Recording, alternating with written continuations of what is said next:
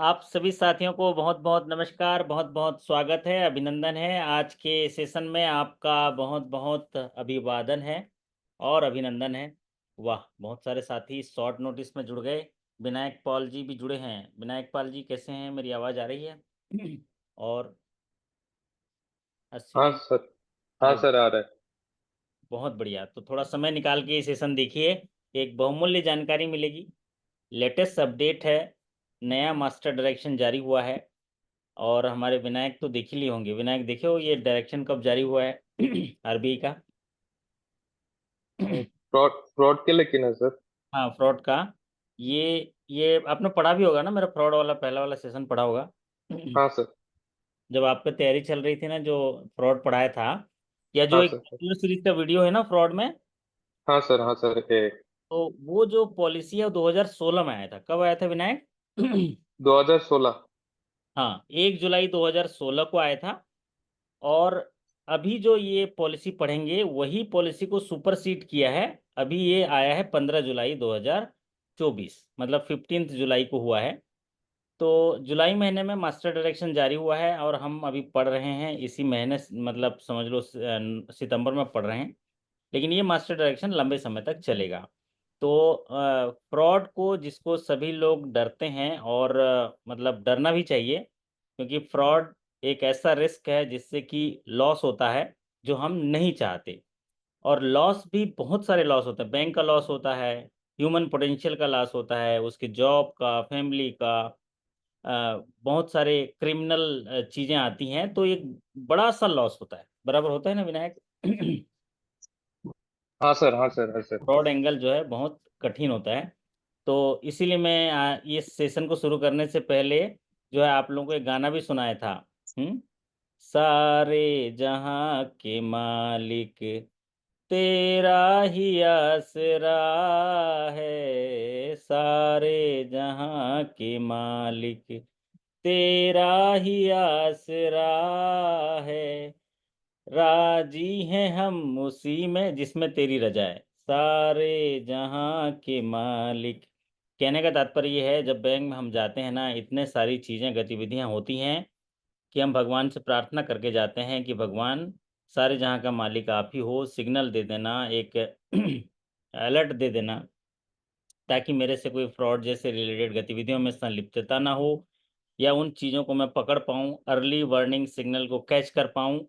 तो इस चीज़ को आप और अच्छे से कर पाएँगे जब आप पूरी फ्रॉड की पॉलिसी को ध्यानपूर्वक पढ़ेंगे।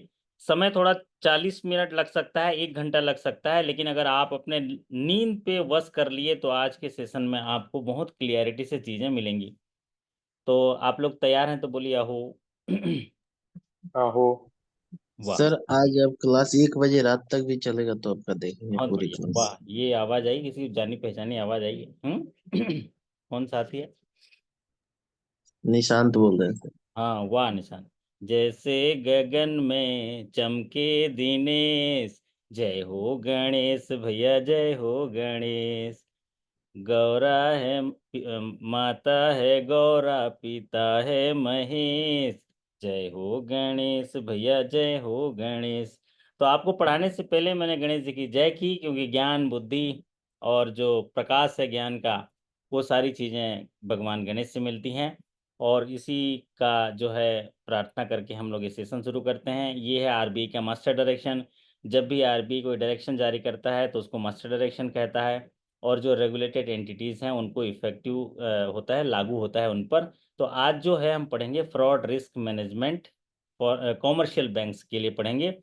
तो जब भी हम फ्रॉड रिस्क पे बात जाते हैं तो फ्रॉड एक वर्ड होता है जिसमें क्या क्या चीज़ें फ्रॉड एंगल से होंगी, इसमें रिस्क क्या है, इसकी गतिविधि क्या है, इसकी रिपोर्टिंग क्या है, और बैंक के लिए फ्रेमवर्क क्या दिया गया है, ताकि ऐसे फ्रॉड चीज़ों को किस तरीके से डील किया जाएगा, उसके साथ कैसा ट्रीटमेंट किया जाएगा, और कुछ प्रिवेंटिव मेजर्स कैसे होंगे। इस सारी चीज़ों को हम आज सेशन में सरल तरीके से समझेंगे। पूरा जो अगर कंटेंट देखेंगे तो आप पढ़ेंगे तो हो सकता है कठिन लगे, लेकिन मैं साथ में हूँ इसलिए आपको सरलता से मैं बता दूंगा, सरल तरीके से। तो सबसे पहले उन साथियों का धन्यवाद करूंगा जो बहुत सारी चीज़ें हमारे घर पे प्यार स्वरूप, स्नेह स्वरूप, अपने प्यार के तौर पर, या अपना जो एक लगाव दिखाकर कुछ साथियों जो है वहाँ पर गिफ्ट के तौर पर या प्रसाद के तौर पर भेजा है हमारे घर पे इस त्यौहार में या गणपति के समय। तो कई साथियों ने गणेश जी का भेजा, कई ने, किसी ने लड्डू भेजा, और किसी ने केक भी भेजा, वो जो 5 सितंबर था, है विनायक। हाँ सर। तो बड़ा अच्छा लगता है, तो कई साथी भेजे, लेकिन मैं साथियों से अनुरोध करूंगा कि जब भेजते हैं तो थोड़ा नाम भी बता दीजिए। तो मैं वैसे तो सबके लिए शुभकामनाएं करता हूँ, और बट नाम से भेजेंगे तो मुझे और अच्छा लगेगा, मैं आपसे कनेक्ट हो पाऊंगा। एक दो साथियों ने बिना नाम से भेजा तो मैं, मुझे बहुत अच्छा लगा, प्रेम स्नेह में भी उनको दिया। बट मतलब ऐसा नहीं कि भेजना ही है, मेरा लगाव जो है इसी तरह रहेगा, बट अच्छा लगता है। तो नाम भी लिख दीजिए तो बहुत अच्छा लगेगा। चलिए, तो आज मास्टर डायरेक्शन आरबीआई का हम पढ़ेंगे, fraud risk management commercial bank के लिए।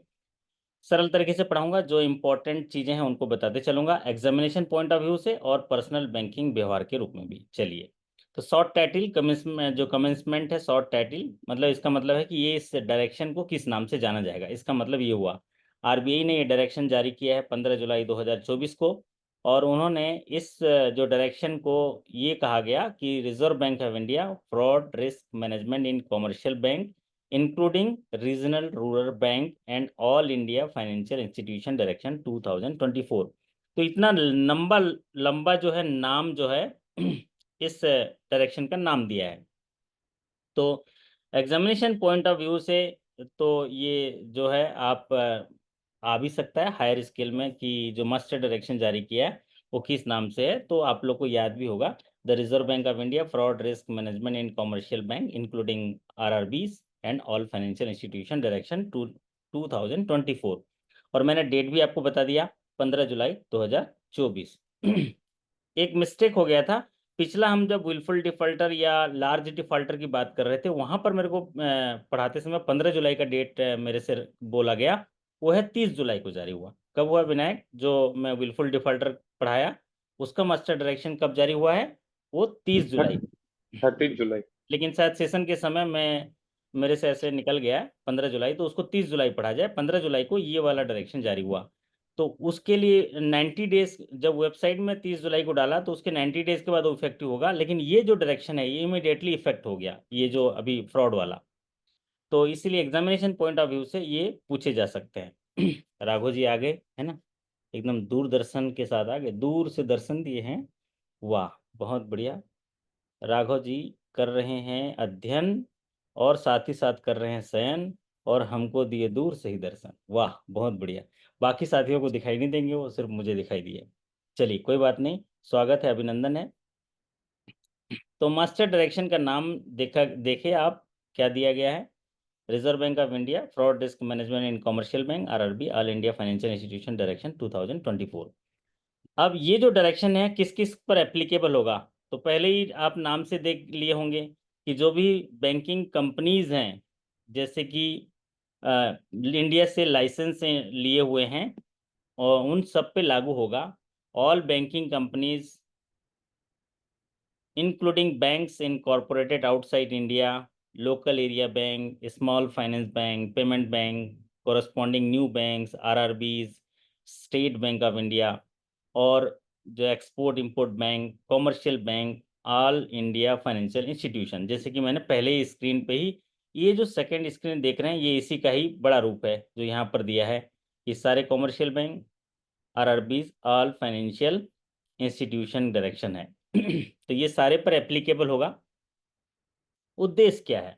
जो फ्रॉड रिस्क मैनेजमेंट का जो मास्टर डायरेक्शन जारी किया गया है, इसका मुख्य उद्देश्य ये है कि बैंकों को एक ऐसा फ्रेमवर्क दिया जाए जिससे कि वो फ्रॉड होने वाली घटनाओं को अर्ली डिटेक्ट कर पाएं या उनको रोक सकें समय से पहले, और अगर ऐसी कोई घटना घटित हो गई तो उसको टाइमली रिपोर्ट करें इंसिडेंट की, और आरबीआई को भी रिपोर्ट करें और एलईएस को भी रिपोर्ट करें, जिसे लॉ इन्फोर्समेंट एजेंसी कहते हैं, आरबीआई को और नाबार्ड को, क्योंकि यहाँ पर आरआरबी भी है, तो आरआरबी जो है नाबार्ड को रिपोर्ट करती है, अदर कॉमर्शियल बैंक जो होते हैं आरबीआई को करते हैं, या जो फाइनेंशियल इंस्टीट्यूशन है आरबीआई को करते हैं।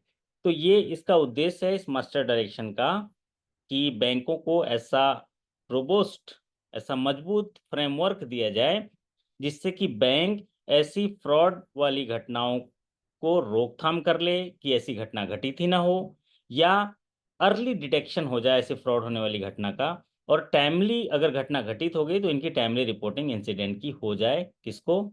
लॉ इन्फोर्समेंट एजेंसीज को, रिजर्व बैंक को, नाबार्ड को, बैंक के बोर्ड को, ये सारी चीजें जो है ये कर पाए आसानी से, इसलिए इसका उद्देश्य है। इंग्लिश में नहीं पढ़ रहा हूँ, इंग्लिश में आपको पीडीएफ मिल जाएगा, भाव समझ लीजिए। एग्जामिनेशन पॉइंट ऑफ व्यू से जहां इंपॉर्टेंट होगा मैं आपको रिपीट कर दूंगा। इसका गवर्नेंस स्ट्रक्चर कैसा होगा बैंक में, ये समझने वाली बात है। जो ये फ्रेमवर्क दिया है भारतीय रिजर्व बैंक ने, जो मास्टर डायरेक्शन जारी किया है, उसमें ये कहा है कि सभी बैंकों को एक बोर्ड अप्रूव पॉलिसी होना चाहिए। क्या होना चाहिए विनायक? सभी बैंकों को ये उन्होंने आदेश दिया है, इंस्ट्रक्शन दिया है, क्या होना चाहिए? बोर्ड अप्रूव पॉलिसी होना चाहिए। सभी बैंकों को कहा है कि आपका जो बोर्ड ऑफ डायरेक्टर है उससे अप्रूव्ड एक पॉलिसी होना चाहिए। वो पॉलिसी फ्रॉड रिस्क मैनेजमेंट को डील करेगा, रोल और रिस्पॉन्सिबिलिटी को तय करेगा, और ये सीनियर मैनेजमेंट ऑफ बैंक उसमें शामिल होना चाहिए, और बोर्ड की कमेटी में वो उसको देख रेख होना चाहिए, रोल और रिस्पॉन्सिबिलिटी क्लियर होना चाहिए। ये भारतीय रिजर्व बैंक कहता है कि सभी बैंकों को एक बोर्ड अप्रूव पॉलिसी जरूर होना चाहिए। किसके लिए? फ्रॉड रिस्क मैनेजमेंट के लिए, ताकि एक टाइम बाउंड मैनर में ऐसी चीजों को डील किया जाए।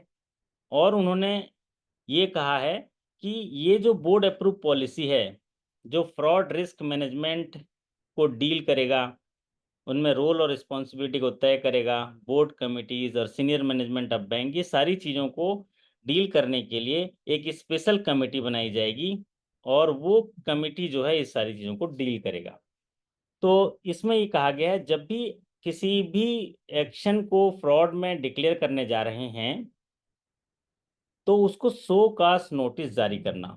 जैसे उदाहरण के तौर पर कोई एंटिटी कोई ऐसी एक्टिविटी किया है जो कि फ्रॉड की श्रेणी में आप डिक्लेयर करना चाहते हैं, तो ये बोर्ड अप्रूव पॉलिसी में भारतीय रिजर्व बैंक ये आपको डायरेक्ट कर रही है कि आप उसको एक एससीएन दीजिए, डिटेल शो काज नोटिस दीजिए उस पर्सन को, उस एंटिटी को, उस प्रमोटर को, होल टाइम एग्जीक्यूटिव डायरेक्टर को जिस पर ये एलिगेशन फ्रॉड के लिए एग्जामाइन किया गया है, उसको एक शो काज नोटिस देना है। उसके लिए एक रीजनेबल टाइम दिया गया है जो 21 दिन से कम नहीं होना चाहिए, कम से कम 21 दिन का होना चाहिए। उस entity, persons, promoter, whole time executive director या जिसके अगेंस्ट भी एलिगेशन है कि उसमें वो इवेंट में, एक्शन में या उस फ्रॉडुलेंट एक्टिविटी में, ट्रांजेक्शन्स में जिसमें आप डिक्लेयर करना चाहते हैं कि ये फ्रॉडुलेंट ट्रांजेक्शन है या फ्रॉड एक्टिविटी है, उसमें उसको एक शो काज नोटिस होना चाहिए जो 21 दिनों से कम नहीं होना चाहिए। बराबर है? ये पहली बात एग्जामिनेशन पॉइंट ऑफ व्यू से इंपॉर्टेंट है।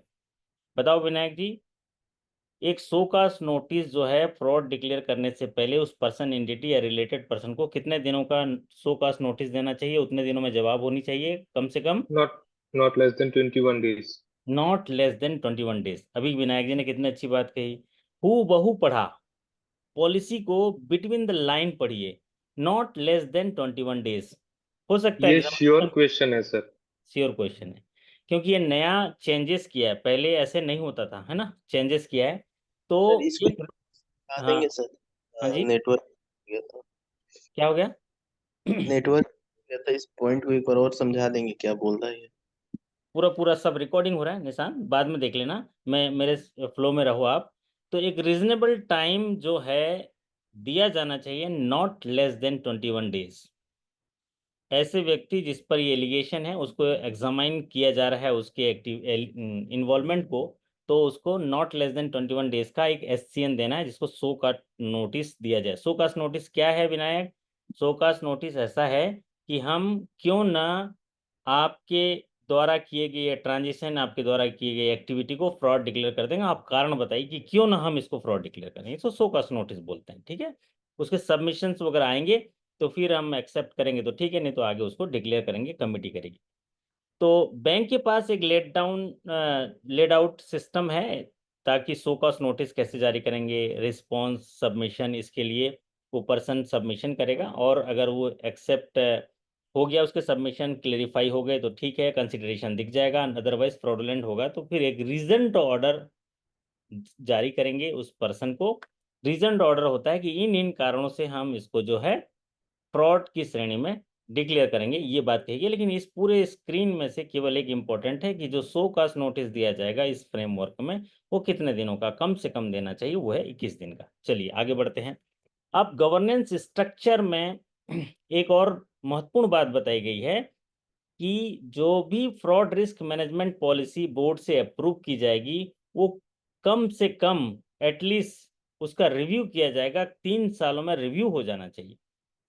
3 सालों में रिव्यू हो जाना चाहिए, इसका मतलब क्या है कि आज अगर बोर्ड अप्रूव पॉलिसी बनी फ्रॉड रिस्क मैनेजमेंट की, तो ऐसा नहीं कि 3 साल 4 साल वही पॉलिसी चल रही है, 3 साल तक कम से कम चला सकते हैं। और 3 साल जैसे ही खत्म हुआ, वो जो है फ्रॉड रिस्क मैनेजमेंट पॉलिसी जो है उसको रिव्यू करना पड़ेगा, उसकी समीक्षा करनी पड़ेगी, और अगर उसमें कुछ कमी रह गई है तो उसको दुरुस्त करके फिर से वो पॉलिसी अपडेट करके दी जाएगी, ये बात कही गई है। तो आप से सवाल पूछा जा सकता है यही कि जो fraud risk management policy board से अप्रूव्ड होगी उसका रिव्यू कब किया जाएगा, तो आप लिखेंगे एटलीस्ट 1 in 3 years, और रिव्यू करेगा बोर्ड, क्योंकि बोर्ड से अप्रूव होता है ये पॉलिसी।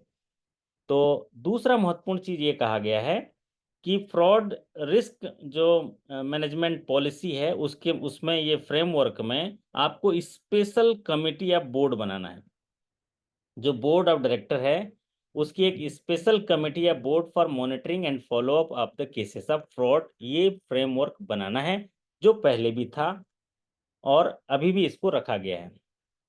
क्या होता है, एक तो बोर्ड ऑफ डायरेक्टर की मीटिंग होती है, तो जो 1 करोड़ से नीचे के फ्रॉड हैं उनको नेक्स्ट बोर्ड मीटिंग में आप रखते हैं कि इतने सारे फ्रॉड हमारे बैंक में हुए हैं और उनके ये प्रोग्रेस हैं, उनके ये फॉलोअप हैं, उनकी ये मॉनिटरिंग है।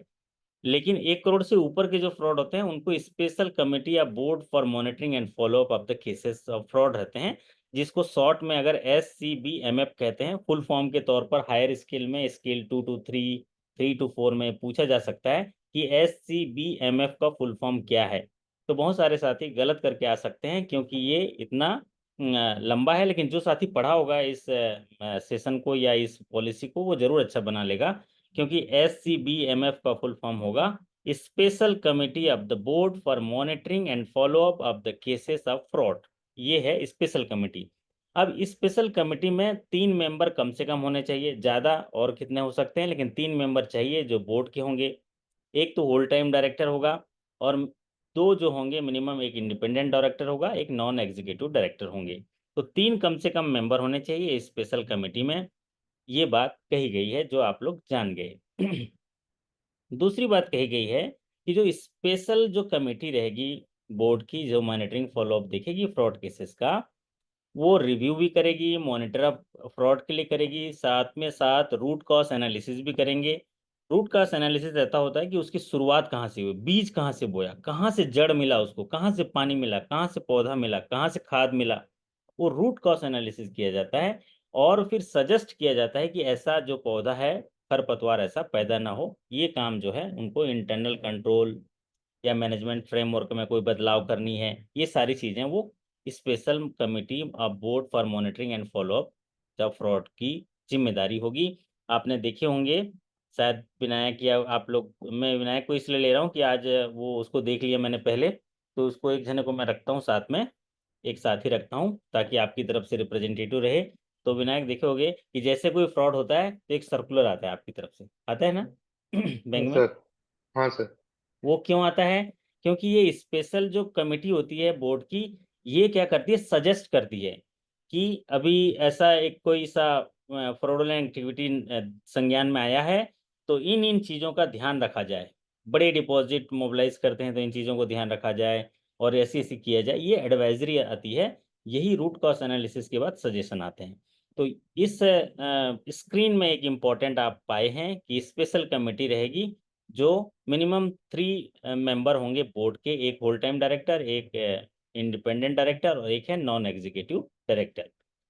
अगली महत्वपूर्ण बात ये कही गई है कि जो सीनियर मैनेजमेंट है, सीनियर मैनेजमेंट ये रिस्पॉन्सिबल होगा इस फ्रॉड रिस्क मैनेजमेंट पॉलिसी जो बोर्ड ने अप्रूव किया है उसको इम्प्लीमेंट करने के लिए।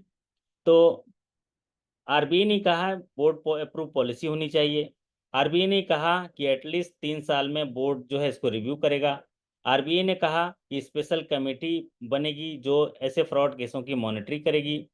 और आरबीआई ने कहा कि ऐसे स्पेशल कमेटी जो है एडवाइस करेगी बैंकों को कि आपको क्या क्या काम करना है ताकि अगला ऐसा तरह का फ्रॉड ना हो। और ये बोर्ड पॉलिसी को इम्प्लीमेंट करने की जो जिम्मेदारी होगी सीनियर मैनेजमेंट की होगी। और सीनियर मैनेजमेंट जो होते हैं ये क्या होते हैं, जो आपके जीएम लेवल होते हैं, फिर आपके जोनल हेड होते हैं, रीजनल हेड होते हैं, ये सारे सीनियर मैनेजमेंट की जिम्मेदारी होगी कि बोर्ड ने जो अप्रूव पॉलिसी किया है उस पॉलिसी को इम्प्लीमेंट किया जाए, शाखा स्तर पर इसका पालन हो रहा है नहीं हो रहा है, ये सारी चीज़ों की जिम्मेदारी सीनियर मैनेजमेंट की होगी। साथ ही साथ इस जो पूरे जो इंसिडेंट्स हैं फ्रॉड के, वो बोर्ड के पास या ऑडिट कमेटी या बोर्ड जिसको एसीबी कहते हैं वहां पर रखने की भी जिम्मेदारी सीनियर मैनेजमेंट की होगी। सीनियर मैनेजमेंट इसलिए कहा गया है क्योंकि सीनियर मैनेजमेंट के पास कंट्रोल होता है ब्रांचेस का, फिर उनके आरओज का ये कंट्रोल होता है, तो वो चीज़ों को इकट्ठा करके बोर्ड में या ऑडिट कमेटी बोर्ड में रखी जाएंगी। तो ये हो गया गवर्नेंस स्ट्रक्चर। गवर्नेंस स्ट्रक्चर में ये कहा गया है कि बैंकों को ये फ्रॉड रिस्क मैनेजमेंट चीज़ों को डील करते समय एक ट्रांसपेरेंट मैकेनिज्म की व्यवस्था करनी होगी। मेरी आवाज़ क्लियर तरीके से पहुंच रही है विनायक आप तक? हाँ सर एकदम क्लियर है। बाहर के साउंड्स तो नहीं आ रहे हैं जैसे यहाँ डीजे वीजे बज रहा है बहुत सारा, है ना? क्योंकि नहीं सब सर, जगह नहीं सर, नहीं। नहीं नहीं आ रहा सर, है। आवाज क्लियर है। आवाज़ क्लियर है? बाहर के डीजे वगैरह की आवाज़ नहीं आ रही है? नहीं है, बट नहीं नहीं है। नहीं नहीं। मेरे आवाज लाउड हो रहा होगा क्योंकि मेरे कान में बहुत डीजे बज रहे हैं, वो सब गाना बज रहा है। जैसे गगन में चमके दिनेश, जय हो गणेश भैया जय हो गणेश, माता है गौरा पिता है महेश, जय हो गणेश भैया जय हो गणेश। क्योंकि आज ना गणपति भगवान रिद्धि सिद्धि के दाता, सुख समृद्धि शांति खुशहाली हरियाली और संपन्नता के प्रतीक, ज्ञान के जो भंडार हैं वो गणपति भगवान को सब विसर्जन करने जा रहे हैं। आपने बहुत सारी स्टोरी भी सुनी होगी, तो कोई बात नहीं, हम उनको प्रार्थना के तौर पर आप लोगों के लिए मैं वो एनर्जी को ट्रांसफॉर्म करने के लिए मैं कोशिश करता हूँ। और मेरी आवाज़ आप तक पहुँच रही है इसके लिए आपका धन्यवाद बताने के लिए।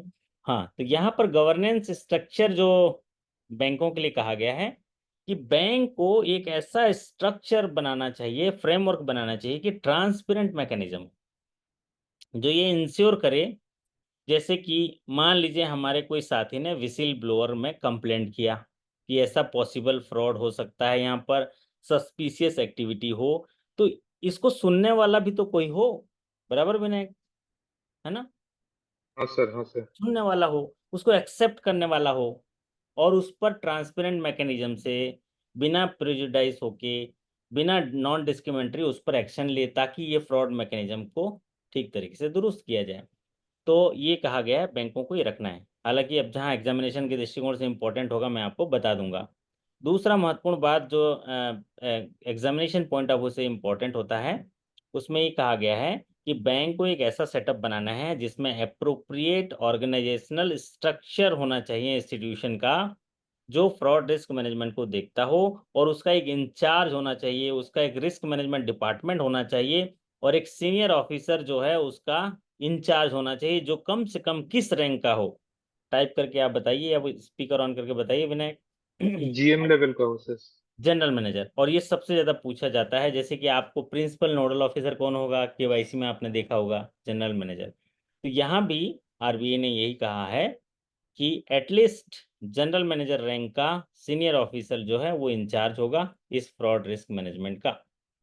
चलिए, तो यहाँ पर ये इंपॉर्टेंट है। अगला है अर्ली डिटेक्शन ऑफ फ्रॉड, जिसको अर्ली वार्निंग सिग्नल्स और red flagging of the account, ये दो चीज़ों को समझेंगे। क्योंकि जब भी कोई फ्रॉड की घटना घटित होगी, फ्रॉड एक ऐसी एक्टिविटी है जिसमें एसेट का मिस अप्रोप्रिएशन होगा, या कोई अनएथिकल प्रैक्टिस होंगे, या बैंक के नॉर्म्स का डेविएशन होगा, वायलेशन होगा, ओमिशन कमीशन होगा, उसकी वजह से अगर कोई नुकसान होने का खतरा होता है उसको बोलते हैं फ्रॉडुलेंट एक्टिविटी। और भी डिटेल हम आगे देखेंगे, लेकिन ये कोई फ्रॉड रातों रात अचानक नहीं हो जाता, बराबर विनायक? क्या हाँ होता है? सर, वो ईडब्ल्यूएस देगा सर, टोटली हाँ, जो अर्ली जितना वार्निंग सिग्नल ईडब्ल्यूएस। देगा, हाँ बराबर, श्योर देगा सर। श्योर देगा। और यही अर्ली वार्निंग सिग्नल्स को आपको पहचानना है, उसके लिए फ्रेमवर्क दिया है। और रेड फ्लैगिंग ऑफ अकाउंट्स, जिसको आरएफए कहते हैं, red flagging account early warning signal. देखिए, दो तीन तरह के फ्रॉड जो है मुख्यतः दो तरह के फ्रॉड होते हैं। एक होता है बोरवल फ्रॉड, एक होता है non borewell fraud. Borewell fraud मतलब जिसको हम लोन दिए हैं जिस पर्पस के लिए, उस पर्पस में उसका फंड का यूटिलाइजेशन न करके साइफनिंग कर रहा हो, fund red diverse. Flagging early warning signal, है ना। और हाँ एक होता है नॉन बोरवेल फ्रॉड, जैसे इंटरनल अकाउंट्स में फ्रॉड कर दिया, डिपॉजिट्स वगैरह में कर दिया, किसी का कैश रिसीट कर दिया। तो ये जो है सब चीज़ों में अर्ली वार्निंग सिग्नल मिलता है। तो इसको सीखेंगे सरल तरीके से।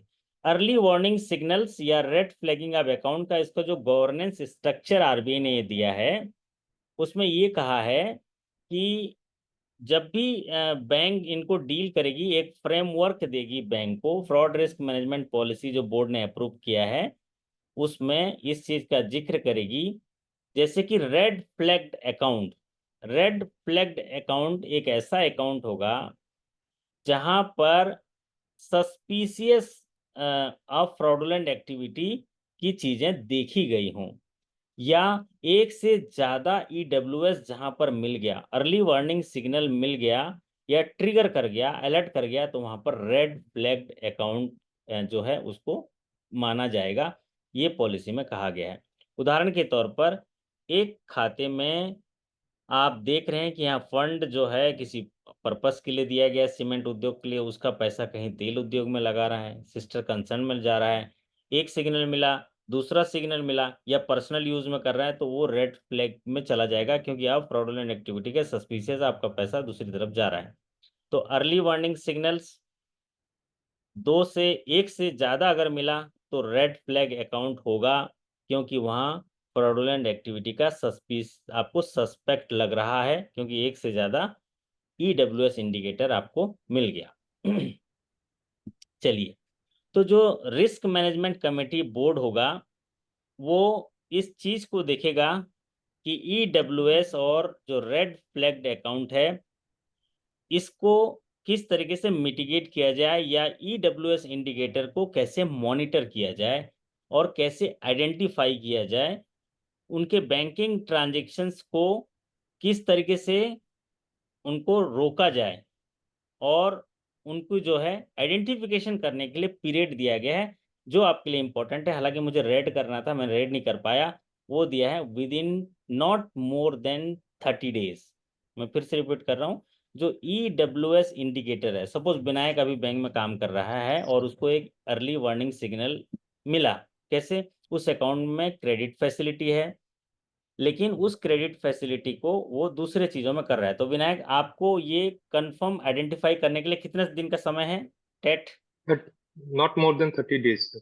हाँ, 30 दिनों के अंदर आप ना उसको क्या करोगे, ड्यू डिलीजेंस करोगे, है ना, ड्यू डिलीजेंस करोगे।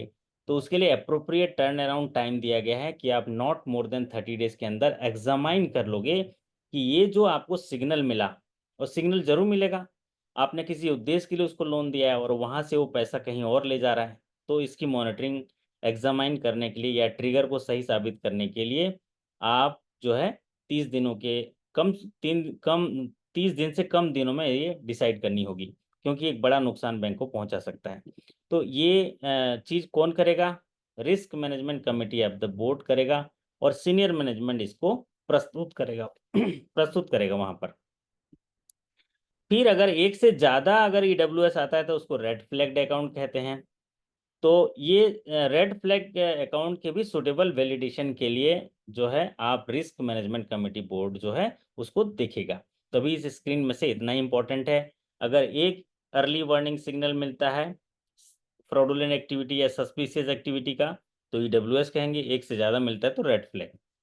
अब देखिए, ईडब्ल्यूएस और रेड फ्लैग फ्रेमवर्क जो है कैसे होता है, देखिए यहाँ पर दिया है।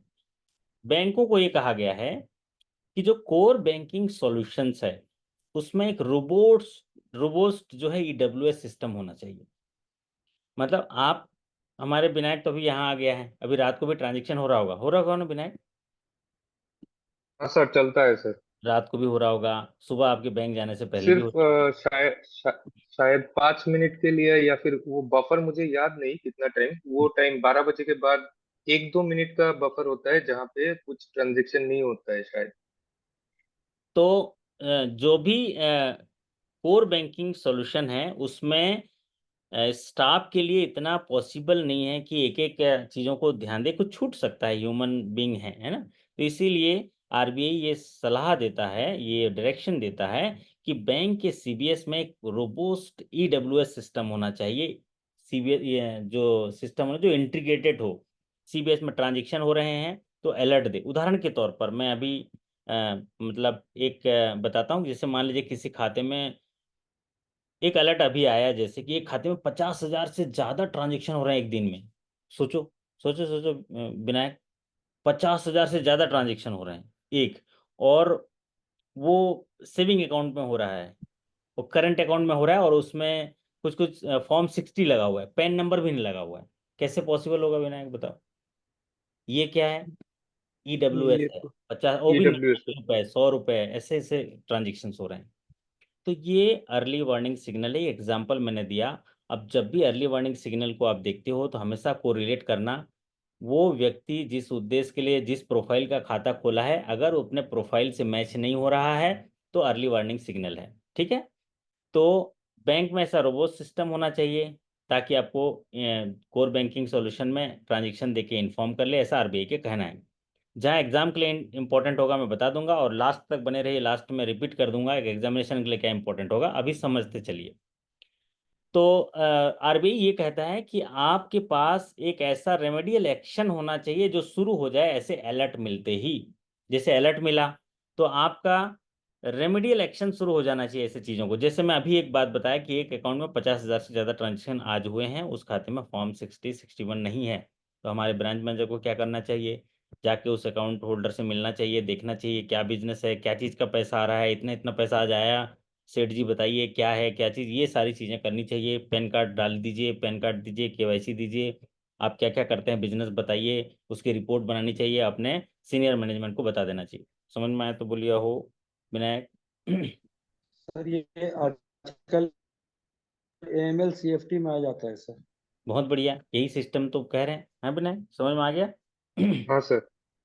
तो ये रोबो सिस्टम है जो आपको देगा। फिर बोल रहे हैं कि क्रेडिट सैंक्शन हो रहा है, मॉनिटरिंग प्रोसेस है, इंटरनल कंट्रोल है, सिस्टम है, इसका पीरियडिक रिव्यू होते रहना चाहिए और इसको अपडेट करते रहना चाहिए। और जो रेड फ्लैग्ड अकाउंट है, अर्ली वार्निंग सिग्नल्स हैं, इनकी प्रॉपर रिपोर्टिंग होनी चाहिए। और जो आरबीआई की गाइडलाइंस है, central repository of information on large credit, जिसको क्रिलिक कहते हैं, उसके डाटाबेस भी उसका इफेक्टिव यूज होना चाहिए। अब बताइए, सारे बैंक्स जो हैं central repository of information on large credit में रिपोर्ट करते हैं। विनायक बताओ कि क्या थ्रेशोल्ड लिमिट है क्रिलिक में क्या लिमिट है? सभी बैंकें रिपोर्ट करती हैं इसको, बताओ थ्रेशोल्ड लिमिट क्या है? सर 5 करोड़ है सर। फाइव 5 करोड़ करोड़ या 5 करोड़ के, बहुत बढ़िया, 5 करोड़ और 5 करोड़ से ऊपर के जो एक्सपोजर हैं, उनकी जो है क्रिलिक को रिपोर्ट की जाती है। क्या रिपोर्ट की जाती है? Early warning signals, red flag signals, तो ये रिपोर्ट की जाती है क्रिलिक को।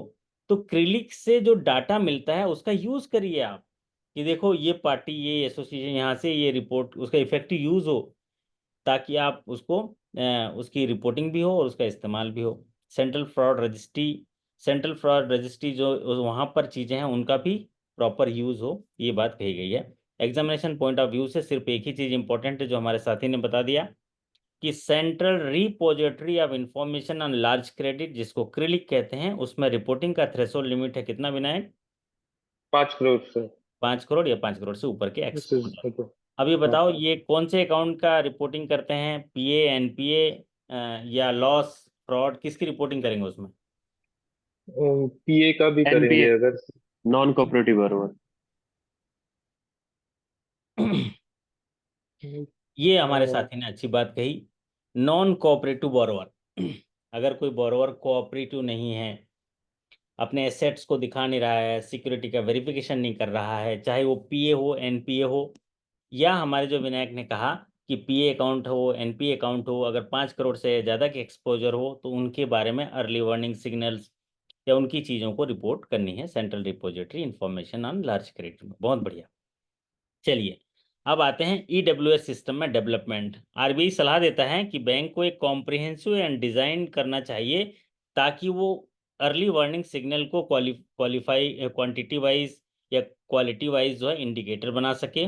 और जैसा कि हमारे एक साथी कह रहे थे कि हमारे यहाँ रिपोर्ट आ जाता है, डाटा एनालिटिक्स, मार्केट इंटेलिजेंस आ जानी चाहिए। अगर वो पैसा किसी दूसरी जगह ले जा रहा है तो ये सारे इन्फॉर्मेशन जो है अलर्ट जनरेट हो जाना चाहिए, ट्रिगर पॉइंट आ जाना चाहिए।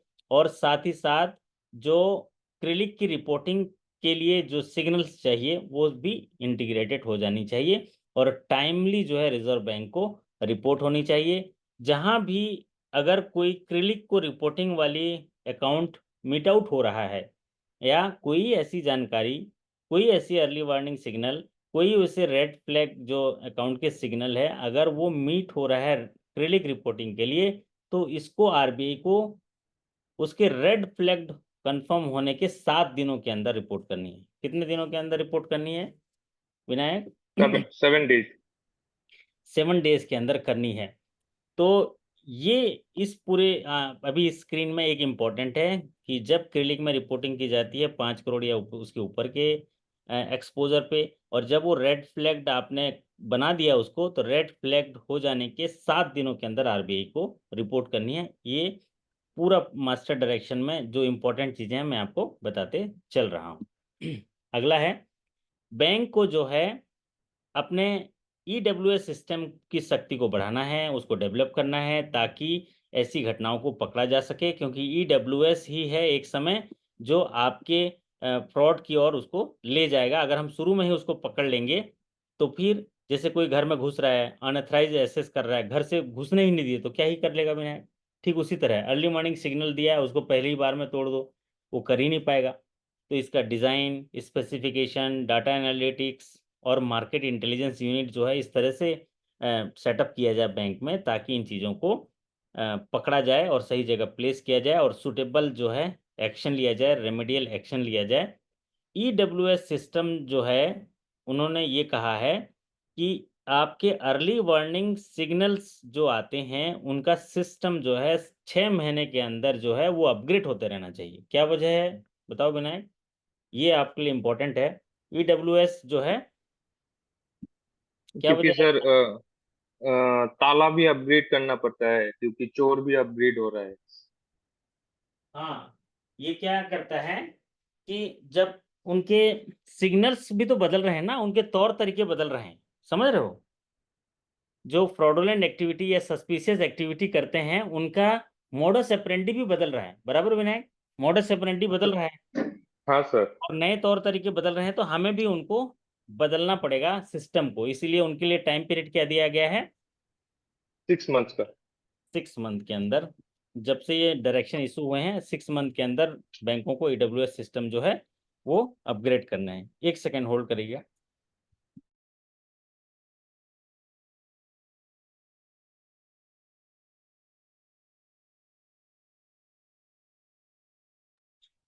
हाँ, तो ये महत्वपूर्ण बात आपको यहाँ पर मास्टर डायरेक्शन में कहा गया है, बैंक को अपने ईडब्ल्यूएस सिस्टम को अपग्रेड करना पड़ेगा within 6 month from the date of issuance of this direction. तो ये डायरेक्शन जो है जारी किया गया है 15 जुलाई को, और 6 महीने के अंदर अपने जो अर्ली वार्निंग सिग्नल्स को जैसे सलाह दिए गए हैं वैसे अपग्रेड करना है। आपकी जानकारी के लिए और याद रखने के लिए 6 महीने का समय दिया गया है। अगला, credit facility, loan account, red flag account and reporting of fraud. ये इंपॉर्टेंट सेक्शन है, 4 सेक्शन कि रिपोर्टिंग ऑफ फ्रॉड के लिए क्या निर्देश दिए गए हैं और क्या बदलाव किए गए हैं। बाकी जो आप चीज़ें देख रहे हैं, जो चीज़ें हैं उनको भी आप याद करते चलिए। अगर कोई क्रेडिट फैसिलिटी है, लोन अकाउंट है और उसको जो है रेड फ्लैग अकाउंट में क्लासीफाई किया, एक से ज़्यादा अर्ली वार्निंग सिग्नल्स मिले तो रेड फ्लैग अकाउंट हम बना देते हैं। तो इसके लिए आरबीआई कहता है कि बैंकों को इंटरनल ऑडिट कराना चाहिए या एक्सटर्नल ऑडिट कराना चाहिए, और बोर्ड से अप्रूव्ड जो इंटरनल ऑडिट सिस्टम है या एक्सटर्नल ऑडिट सिस्टम है उसके द्वारा फर्दर इन्वेस्टिगेशन ऐसे अकाउंट में करनी चाहिए जिनको आपने रेड फ्लैग्ड अकाउंट किया है। तो बैंक के पास एक ऐसा फ्रेमवर्क होना चाहिए जिससे कि आप इंगेजमेंट कर पाओ एक्सटर्नल ऑडिटर को, जो इनका ड्यू डिलिजेंस करे, इनके ट्रैक रिकॉर्ड वगैरह अच्छे हों, और साथ ही इनका एग्रीमेंट वगैरह करा के ऐसे रेड फ्लैग्ड अकाउंट के इन्वेस्टिगेशन फर्दर करे और उनके सारी चीज़ों को देखभाल करे। एग्जामिनेशन पॉइंट ऑफ व्यू से इम्पोर्टेंट नहीं है, लेकिन सिर्फ जानकारी के लिए है। और एग्जामिनेशन पॉइंट ऑफ व्यू से ये इम्पोर्टेंट है कि अगर कोई रेड फ्लैग्ड अकाउंट हो गया तो उसको 7 दिनों के अंदर रिपोर्टिंग करना है इमिडिएटली आरबीआई के क्लिक प्लेटफॉर्म पर। ये आप जो है आप जान लीजिए। और दूसरा, बैंकों को ये कहा है कि वो रेड फ्लैग अकाउंट जो क्लासिफाई किया है उनको इंटरनल और एक्सटर्नल ऑडिट से फर्दर इन्वेस्टिगेशन या डिटेल इन्वेस्टिगेशन ऐसे अकाउंट का करानी चाहिए। साथ ही साथ बैंकों को ये ध्यान देना है कि जो नेचुरल जस्टिस है, प्रिंसिपल ऑफ नेचुरल जस्टिस, मतलब वो अकाउंट रेड फ्लैग नहीं है लेकिन आप द्वेष में वो आपसे बहसा बहसी कर लिया, आपसे झगड़ा कर लिया, तो उसको रेड फ्लैग डिक्लेयर कर दो। तो ऐसा नहीं करना है। ये बात कही गई है कि जो जहाँ पर बैंकिंग एग्रीमेंट है, कंसोर्टियम फाइनेंस है, वहाँ पर नेचुरल जस्टिस को है देखना है। अगर कोई डिक्लेयर कर रहे हैं आप इस तरह से रेड फ्लैग चलिए, तो यहाँ पर आप देखते हैं कि रेड फ्लैग अकाउंट अगर कहीं पर डिक्लेयर किए हैं तो एक अकाउंट अगर रेड फ्लैग्ड हो गया, ये इंपॉर्टेंट है हायर स्केल के लिए, 0 to 1 के लिए नहीं। अगर एक अकाउंट रेड फ्लैग हो गया, 7 दिनों के अंदर हम रिपोर्टिंग करते हैं क्रिलिक को।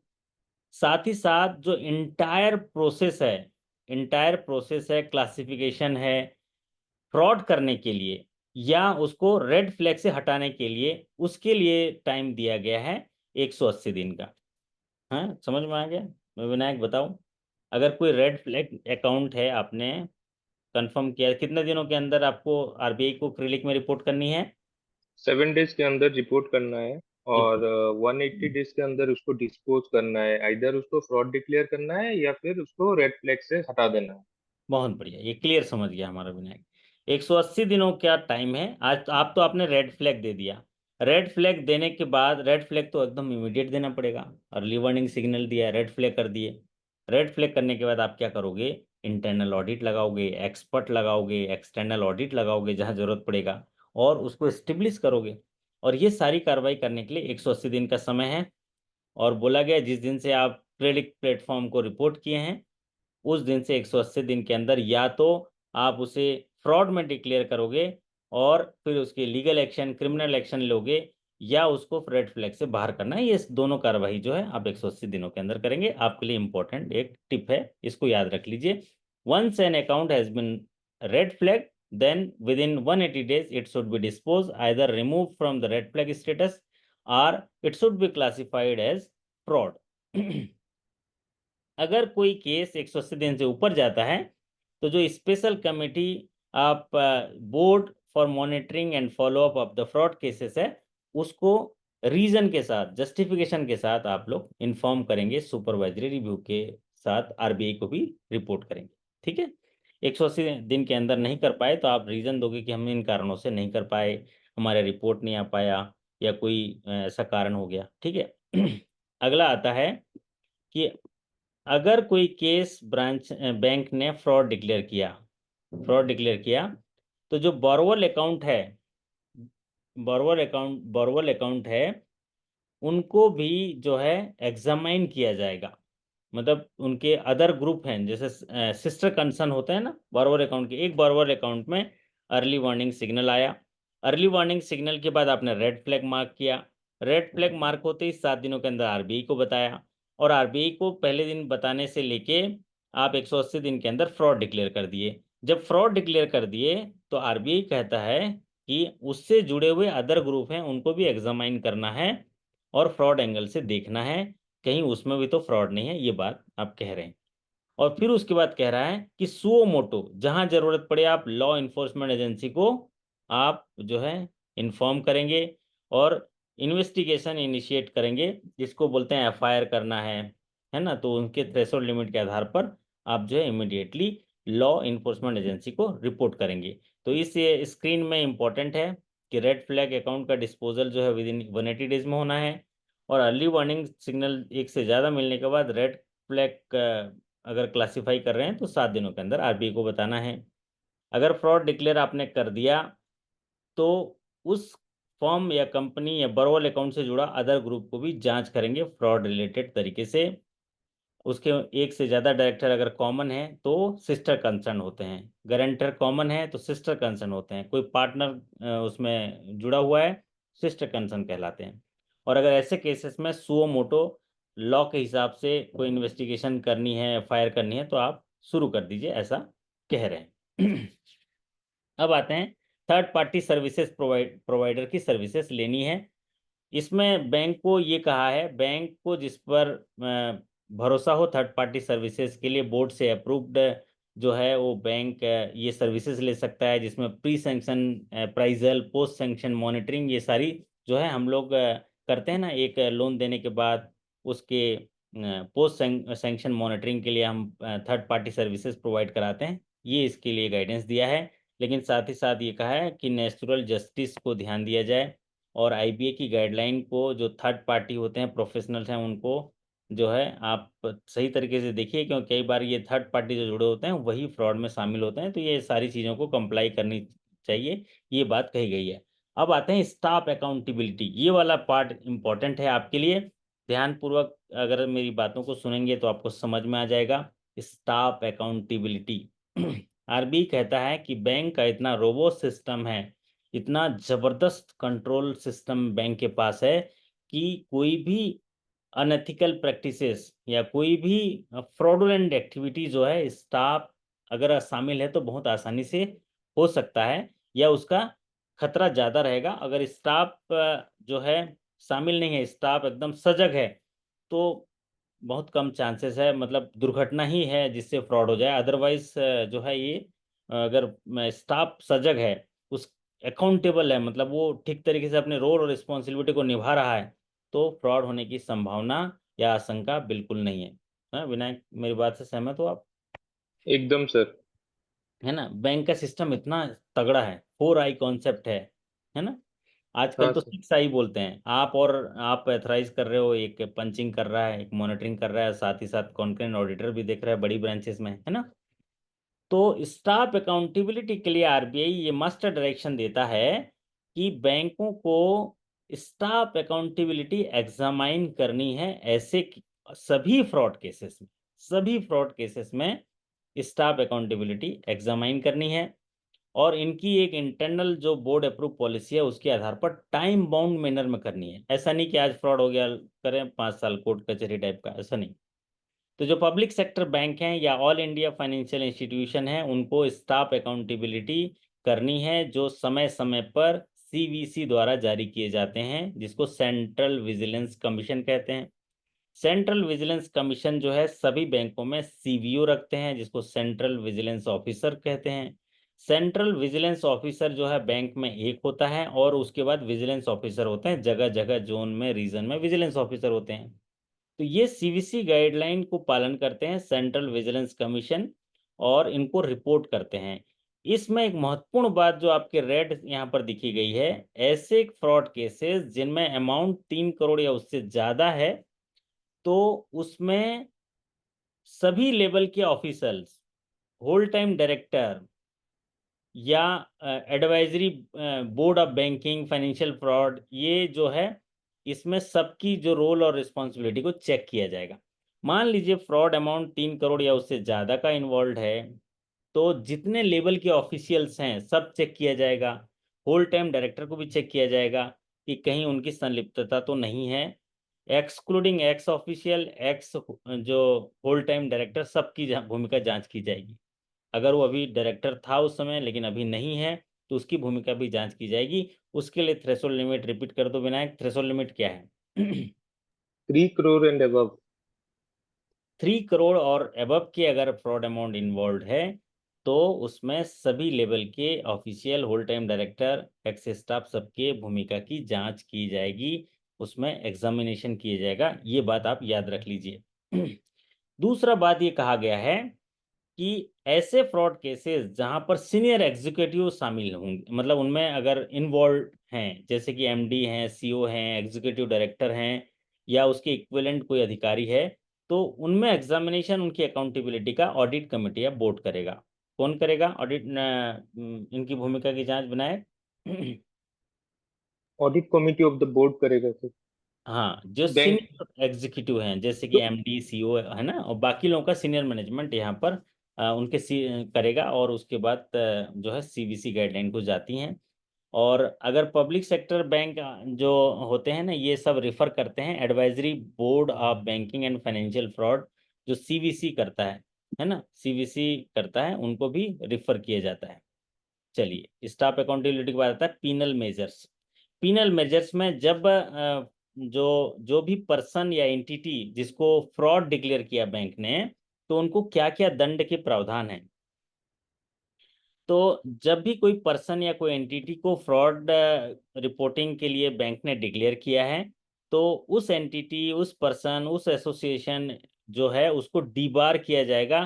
कोई भी फंड रेज नहीं कर पाएगा, वो डीबार मिलेगा उसको, कोई भी फंड रेज नहीं कर पाएगा, एडिशनल क्रेडिट फैसिलिटी नहीं ले पाएगा। जहां भी फाइनेंशियल एंटिटी है उनको कोई भी लोन नहीं देंगे जो आरबीआई से रेगुलेटेड हो, कम से कम 5 साल के लिए। कितना, विनायक बता दो, कम से कम कितना साल के लिए? 5 साल के लिए। ये दंड का प्रावधान है। तो सभी हमारे बैंकर साथी, सूझबूझ वाले प्रूडेंट बैंकर जो हैं, आप लोग ये ध्यान रहे कि अगर कोई पर्सन एंटिटी कोई चीज मतलब अकाउंट्स में फ्रॉड डिक्लेयर हुआ, तो उस एंटिटी या उस पर्सन जो इसमें एसोसिएटेड है एंटिटी, उसको जो डिबार होगा कि वो कोई भी फंड रेज नहीं कर पाएगा, एडिशनल क्रेडिट फैसिलिटी नहीं ले पाएगा 5 साल के लिए। अगर आरबीआई आरबीआई के द्वारा भी, आरबीआई से रेगुलेटेड कोई भी फाइनेंशियल इंस्टीट्यूशन से भी उसको लोन नहीं मिलेगा। कब से 5 साल? अगर वो फुल सेटल कर देता है कंप्रोमाइज, तब से भी 5 साल तक उसको लोन नहीं मिलेगा। अगर वो सेटल नहीं करता है तो कभी नहीं मिलेगा। लेकिन अगर वो बोलते हैं उस डेट से, जिस डेट से वो फुल रीपेमेंट कर दिया या सेटलमेंट कर दिया, तो उससे 5 साल तक तो मिलेगा नहीं। अगर सेटलमेंट नहीं किया तो कभी नहीं मिलेगा।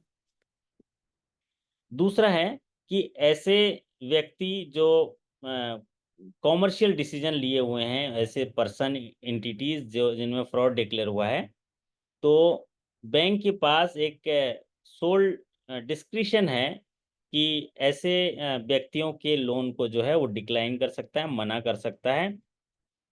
अगर ये कूलिंग पीरियड जो 5 साल का दिया उसके बाद भी मना कर सकता है। मतलब इसका मतलब है विनायक आप बताओ, कोई फ्रॉड करके पैसा पूरा लौटा दिया, सेटलमेंट कर दिया, उसको आप पेमेंट दोगे? आप अगर सीनियर मैनेजमेंट में चले गए तब भी एटलीस्ट मैं तो नहीं दूंगा सर, नहीं क्योंकि देंगे। क्या यही पता यही फिर से कर दे।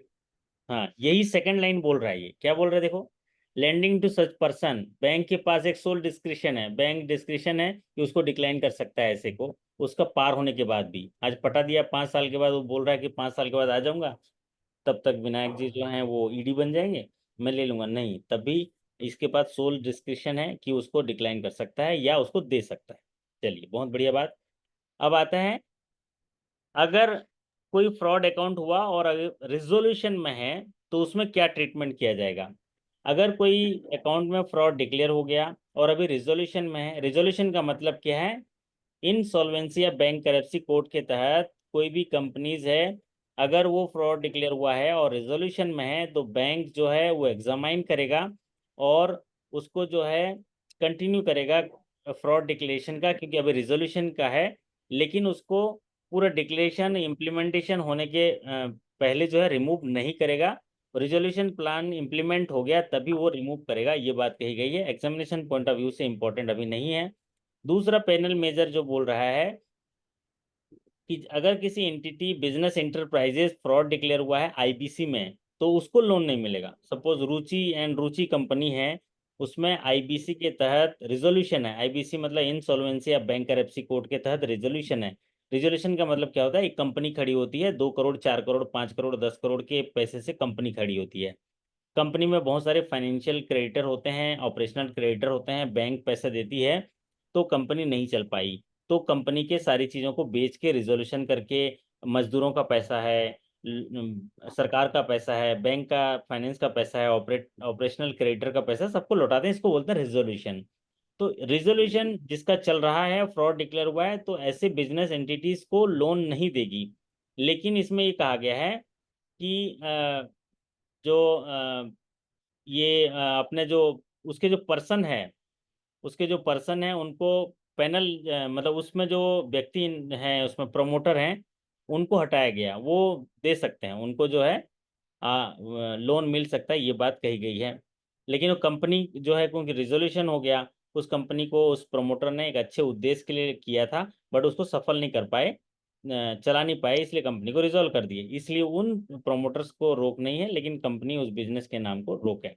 चलिए, अब आता है मोस्ट इम्पॉर्टेंट। ये स्क्रीन अभी जो है आपके पास दिख रहा है, ये इम्पोर्टेंट 2 बार लगाया है, तो आपके लिए 6 बार इम्पोर्टेंट है। मैंने 2 बार इम्पोर्टेंट लगाया क्योंकि स्क्रीन छोटा है। आपको पूरा स्क्रीन दिख रहा है तो बताइए। हाँ, दिख रहा है। मैं आपको बता रहा हूँ, जो इस मास्टर डायरेक्शन में चेंज हुआ है अभी तक जो पढ़ते आए हैं, सबसे मोस्ट इम्पॉर्टेंट, मोस्ट एक्सपेक्टेड और एकदम से ज़्यादा एक्सपेक्टेड क्वेश्चन आएंगे इस स्क्रीन से। वो ये है, reporting to a fraud to law enforcement agency, कि जो फ्रॉड होंगे उनकी रिपोर्टिंग कैसे की जाएगी, किसको की जाएगी। तो प्राइवेट सेक्टर और फॉरेन बैंक जो हैं, प्राइवेट सेक्टर बैंक और फॉरेन बैंक हैं, अगर अमाउंट बिलो 1 करोड़ है तो उसकी रिपोर्टिंग जो करेंगे वो स्टेट पुलिस को करेंगे। और 1 करोड़ और उससे ऊपर की जो रिपोर्टिंग है, स्टेट पुलिस को तो करेंगे ही करेंगे, सीरियस फ्रॉड इन्वेस्टिगेशन ऑफिस को करेंगे, ministry of corporate affairs of government of India को भी करेंगे 1 करोड़ से ऊपर का। तो ध्यानपूर्वक इसको देख लीजिए। अगर प्राइवेट सेक्टर है, फॉरेन बैंक है, 1 करोड़ से कम का फ्रॉड है, तो स्टेट पुलिस को रिपोर्ट करेंगे, एफ आई आर करेंगे। 1 करोड़ से ऊपर है तो स्टेट पुलिस के साथ साथ SFIO को करेंगे, जो सीरियस फ्रॉड इन्वेस्टिगेशन ऑफिस को करेंगे, मिनिस्ट्री ऑफ कॉरपोरेट अफेयर्स को करेंगे और गवर्नमेंट ऑफ इंडिया को करेंगे। ठीक। लेकिन अगर public sector bank, regional rural bank है, तो 6 करोड़ से कम के अगर फ्रॉड हैं तो स्टेट पुलिस को करेंगे, और 6 करोड़ और उससे ऊपर के फ्रॉड हैं तो सेंट्रल ब्यूरो ऑफ इन्वेस्टिगेशन को करेंगे। हाँ विनायक, पहले ये लिमिट कितना था? 2016 में जो मास्टर डायरेक्शन जारी हुए थे जुलाई में, उसमें ये लिमिट क्या था, याद होगा आपको? 3 करोड़। 3 करोड़ था, है ना? तो पहले ये जो थ्रेशोल्ड लिमिट था कि 3 करोड़ तक के फ्रॉड स्टेट पुलिस में करेंगे, 3 करोड़ से ऊपर को CBI में करेंगे। फिर क्या था, 3 करोड़ से 25 करोड़ तक अगर स्टाफ इन्वॉल्व है तो ACB करेंगे, anti corruption bureau of CBI cell करेंगे। स्टाफ शामिल नहीं है 3 करोड़ से ज़्यादा 25 करोड़, तो वो हम लोग करेंगे, आपका economics offence wing of CBI को करेंगे, EOW। 25 करोड़ से 50 करोड़ का जो फ्रॉड है, banking security and fraud cell of CBI करेंगे, और 50 करोड़ से ऊपर ज्वाइंट डायरेक्टर ऑफ CBI को रिपोर्ट करेंगे। ये थ्रेशोल्ड लिमिट था पहले। अभी ये लिमिट को बढ़ा दिया गया है। पब्लिक सेक्टर बैंक और रीजनल रूरल बैंक में अगर फ्रॉड की जो है 6 करोड़ से कम होता है तो स्टेट पुलिस हैंडल करेगी। 6 करोड़ और उससे ऊपर के फ्रॉड होते हैं तो सेंट्रल ब्यूरो ऑफ इन्वेस्टिगेशन। क्या वजह हो सकता है? हैं, दिमाग लगाओ विनायक, क्या वजह हो सकता है? विनायक चला गया है? नहीं नहीं है सर, है? मधु से। क्या वजह हो सकता है? फ्रॉड की संख्या बढ़ती जा रही है, नंबर ऑफ केसेस बढ़ता जा रहा है, फ्रॉड अमाउंट बढ़ता जा रहा है। समझ रहे हो कितनी गंभीर बात है? हम्म। तो फ्रॉड जो है नंबर बहुत बढ़ रहा है। अगर मतलब देखेंगे तो 2000% की बढ़ोतरी हुई है फ्रॉड में। तो केसेस ज़्यादा हो रहे हैं, तो ये थ्रेशोल्ड लिमिट जो है इसको रिव्यू किया है, और इसको जो है 6 करोड़ या 6 करोड़ से ऊपर का अगर फ्रॉड है तो CBI में जाएगा। 6 करोड़ से 25 करोड़ तक है, अगर स्टाफ इन्वॉल्व है तो anti corruption bureau cell of CBI को जाएगा। 6 करोड़ से ऊपर का है, 25 करोड़ का है, स्टाफ शामिल नहीं है, इन्वॉल्व नहीं है, तो वो economics offence wing of CBI को जाएगा।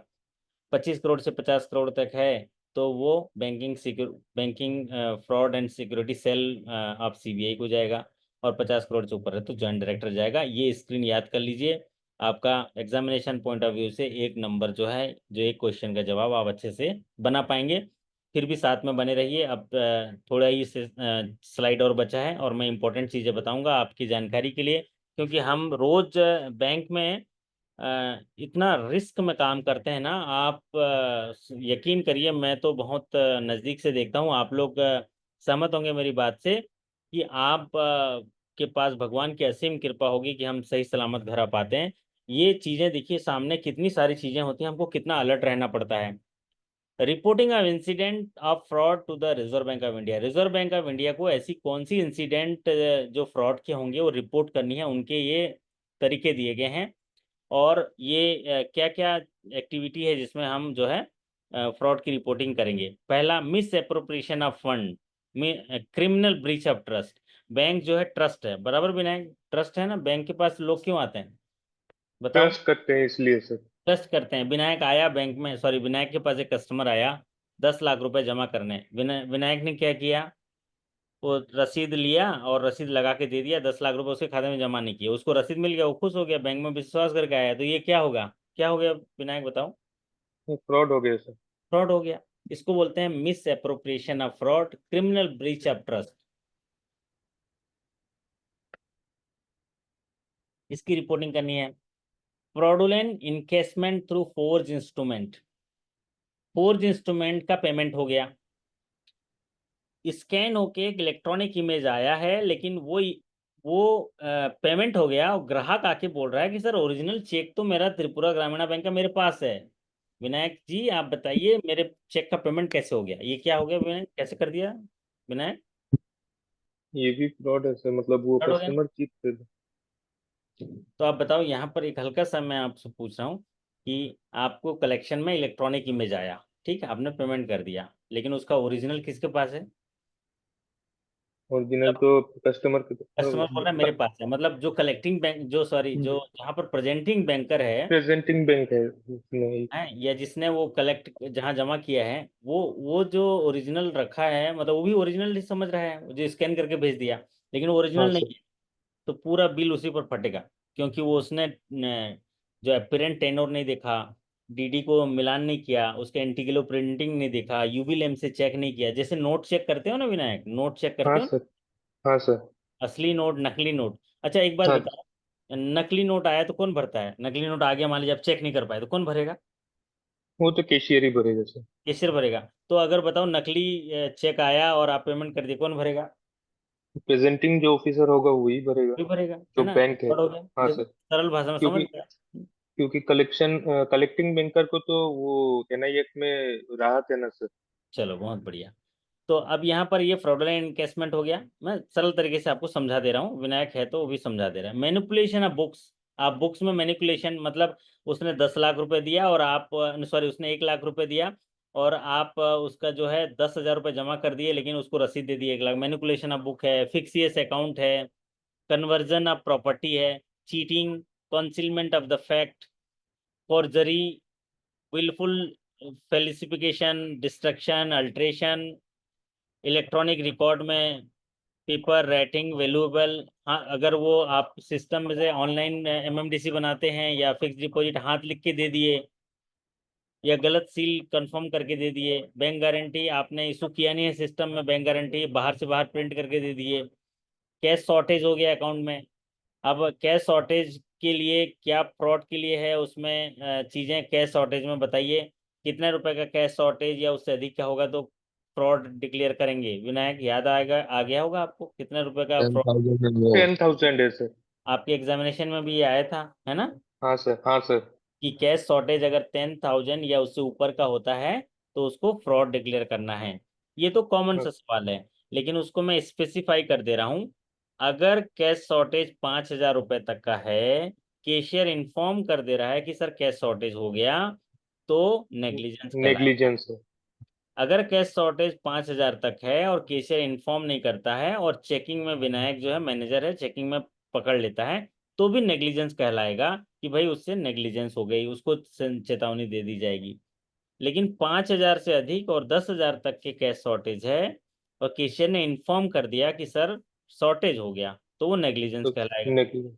लेकिन 5,000 से ज्यादा और 10,000 तक का कैश शॉर्टेज है और कैशियर नहीं बताता, लेकिन विनायक चेकिंग में पकड़ लेता है या ऑडिटर पकड़ लेता है या आरबीआई इंस्पेक्शन नाबार्ड कोई भी पकड़ लेता है, तो क्या कहलाएगा? फ्रॉड फ्रॉड कहलाएगा सर। कहलाएगा। और 10,000 या 10,000 से अधिक का, चाहे वो कैशियर बताए चाहे न बताए, चाहे रोए कैसा भी करे, वो फ्रॉड ही होगा। फ्रॉड। तो फ्रॉडुलेंट ट्रांजेक्शन जो है वो कैश के लिए मैंने अभी आपको बताया। फिर फ्रॉडुलेंट ट्रांजेक्शन फॉरेन एक्सचेंज में कुछ होता है तो वो फ्रॉडुलेंट इलेक्ट्रॉनिक बैंकिंग ट्रांजेक्शन्स है, उसकी रिपोर्टिंग करनी है। पहले आरबीआई ने मतलब ये कहा था कि अगर मान लीजिए ग्राहक की गलती से अनऑथराइज ट्रांजेक्शन फ्रॉडुलेंट ट्रांजेक्शन हुआ तो उसकी रिपोर्टिंग नहीं करनी है। लेकिन 1 जनवरी 2023 से फिर इसको शामिल किया गया, क्योंकि भले ही ग्राहक की गलती से ओटीपी देने से अगर फ्रॉड हुआ है तो भी आप उसकी रिपोर्टिंग करोगे, ये कहा गया। तो ये कुछ एक्टिविटी है जो एग्जामिनेशन पॉइंट ऑफ व्यू से इंपॉर्टेंट तो नहीं है, लेकिन आपकी जानकारी के लिए है। सेंट्रल फ्रॉड रजिस्ट्री, बैंक को ये कहा गया है कि सेंट्रल फ्रॉड रजिस्ट्री का जो पोर्टल है यूज़ करना चाहिए और उसमें सिस्टम प्रोसीजर को इंश्योर करना चाहिए ताकि क्रेडिट रिस्क और फ्रॉड रिस्क मैनेजमेंट को इफेक्टिवली इम्प्लीमेंट किया जाए। बैंक को ये कहा गया है कि उनका जो पेमेंट सिस्टम है, जो डिस्प्यूटेड, सस्पेक्टेड, अटेम्प्टेड फ्रॉड, इनका जो ट्रांजैक्शन है वो cash payment fraud information registry में मेंटेन होना चाहिए, आरबीआई के पास जो पोर्टल है। और ऐसे ट्रांजैक्शंस को जो है रिपोर्टिंग होनी चाहिए, किसमें? सेंट्रल फ्रॉड रजिस्ट्री वाले पोर्टल में। तो अब आता है modality of reporting incident of fraud to RBI. ये स्क्रीन आपके लिए इम्पोर्टेंट है। आरबीआई कहता है कि बैंक को fraud monitoring report FMR, individual fraud case चाहे वो कितने भी रुपए का हो, इमीडिएटली जो है एफएमआर में रिपोर्ट करना है, लेकिन 14 दिन से ज़्यादा नहीं होना चाहिए जिस समय आप इंसिडेंट को फ्रॉड में जो है क्लासीफाई किए हो। जिस दिन उसको फ्रॉड में क्लासीफाई किया है बैंक का इंटरनल सीनियर मैनेजमेंट, उस दिन से 14 दिन से ज़्यादा नहीं होना चाहिए। और एफएमआर जिसको फ्रॉड में जो मॉनिटरिंग रिपोर्ट बोलते हैं, उसमें जो है आरबीआई को इन्फॉर्म करना है। ये लिमिटेशन जो है पहले 30 दिन का था, अभी इसको कम करके कितना दिन कर दिया विनायक? 14 दिन कर दिया सर। हाँ, 14 दिन के अंदर दे दीजिए भैया। 14 दिन से 15वां दिन नहीं होना चाहिए। आपने फ्रॉड डिक्लेयर कर दिया, काहे धरे बैठे हो, आप तो फटाफट हमको रिपोर्ट कर दो, ठीक। फिर उसके बाद कहा गया है कि जैसे ही फ्रॉड रिपोर्टिंग हो जाता है, आप एलईए को भी रिपोर्ट कर दीजिए इमीडिएटली। लॉ के मुताबिक लॉ इन्फोर्समेंट एजेंसी को भी कर दीजिए, एफआईआर कर दीजिए। आप जहाँ जहाँ रिपोर्ट करनी है, एफआईआर कैसे करेंगे? अगर 6 करोड़ तक के फ्रॉड है तो स्टेट पुलिस को करेंगे, 6 करोड़ से ऊपर है तो किसको करेंगे विनायक? सीबीआई को सर। हाँ, 6 करोड़ से 25 करोड़ है और स्टाफ शामिल है तो किसको करेंगे? Economic offence, anti corruption bureau cell of anti CBI. Corruption, 6 crore से ऊपर 25 करोड़ तक है, स्टाफ शामिल नहीं है तो किसको करेंगे? Economic offence wing, EOW CBI cell को करेंगे। 25 करोड़ से 50 करोड़ का फ्रॉड है तो किसको करेंगे? डायरेक्टर को, नहीं, वो sorry, banking fraud and security cell, banking हाँ। सिक्योरिटी एंड फ्रॉड सेल अब सीबीआई को करेंगे। और 50 करोड़ से ऊपर है तो ज्वाइंट डायरेक्टर को करेंगे। तो यही कहने का तात्पर्य दूसरा नंबर, कि लॉ इन्फोर्समेंट एजेंसी को इमीडिएटली आप रिपोर्ट करिए एज पर लॉ, और 14 दिनों के अंदर जो है आरबीआई को रिपोर्ट करिए, जो आपके लिए एग्जामिनेशन पॉइंट ऑफ व्यू से इम्पोर्टेंट है। अब जो बैंक को ये कहा गया है कि जो भी फ्रॉड हुए हैं उनको आरबीआई को सेपरेटली जो है इन्फॉर्म करना है। आरबीआई की रीजनल ऑफिस को अगर जो 1 करोड़ से ऊपर के फ्रॉड हैं तो 3 हफ्ते के अंदर रिपोर्ट करनी है रीजनल ऑफिस को, सॉरी 1 करोड़ तक के फ्रॉड को। और 1 करोड़ से ऊपर के अगर फ्रॉड हैं तो सेंट्रल ऑफिस को 1 हफ्ते में करनी है। 1 करोड़ तक के फ्रॉड को 3 हफ्ते में करनी है। 1 करोड़ से ऊपर तक के अगर फ्रॉड है तो उनको जो है 1 हफ्ते में करनी है। और अदरवाइज 3 हफ्ते में करनी है रिपोर्टिंग। और अगर आपका ये फ्रॉड डिक्लेयर होता है ना, ये 14 दिन पहले, पहले क्या था, आरबीआई को रिपोर्ट करने के लिए जो मैं बता रहा हूँ वो था, लेकिन अभी ये टाइम जो है हट घटा के इसको 14 दिन कर दिया। तो अगर अभी एग्जामिनेशन पॉइंट ऑफ व्यू से पूछेगा तो आप 14 दिन के अंदर ही याद रखिए।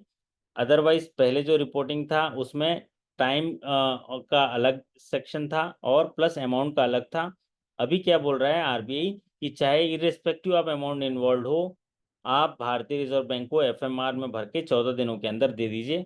तो आप 14 दिन को याद रखिए, ये एग्जामिनेशन पॉइंट ऑफ व्यू से पूछा जा सकता है। और पहले का अगर सेशन देखे होंगे तो लोग कंफ्यूज हो जाएंगे और गलती कर जाएंगे।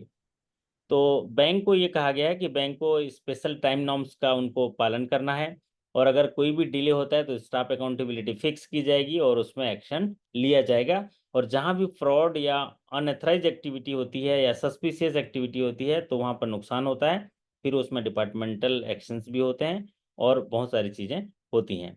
तो यहाँ पर ये कहा गया है कि आरबीआई को 14 दिनों के अंदर फ्रॉड डिक्लेयर होने के बाद करनी है। और दूसरा जो इसके जो बैंक है वो इनकी रिपोर्टिंग टाइमली करेंगे। अगर इसमें कोई डिले हुआ तो स्टाफ अकाउंटेबिलिटी एग्जामाइन की जाएगी। अगर कोई एक्सेप्शनल सरकमटेंसेस है जिसमें कि फ्रॉड में जो रिपोर्टिंग की गई है उसका नाम बदलना है या विड्रॉ करना है, तो ऐसे विड्रॉल जो है बैंक के होल टाइम डायरेक्टर से अप्रूव होके ही बदला जा सकता है। इसलिए बहुत सावधानी बदली जाती है, बरती जाती है, क्योंकि उसमें नाम बदलना है, विड्रॉ करना है फ्रॉड, तो वो चेंज नहीं होता है। वो चेंज होने के लिए आपको अप्रूवल चाहिए होता है, होल टाइम डायरेक्टर के से अप्रूवल होता है। अब आता है closure of fraud cases reported to RBI. तो अभी तक के समझ में आ रहा है विनायक? क्लियर तरीके से समझ में आ रहा है? हाँ सर। जी। सर वो 1 करोड़ वाला थोड़ा रिपीट कर दीजिए। 1 करोड़ वाला जो है पहले था कि 1 करोड़ तक के अगर फ्रॉड है तो उसको आरबीआई को 3 हफ्ते में करना था।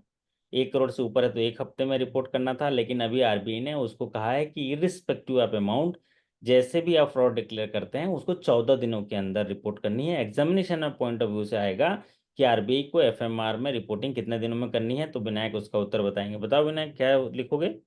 With in 14 days not of letter 14 days, है ना? मतलब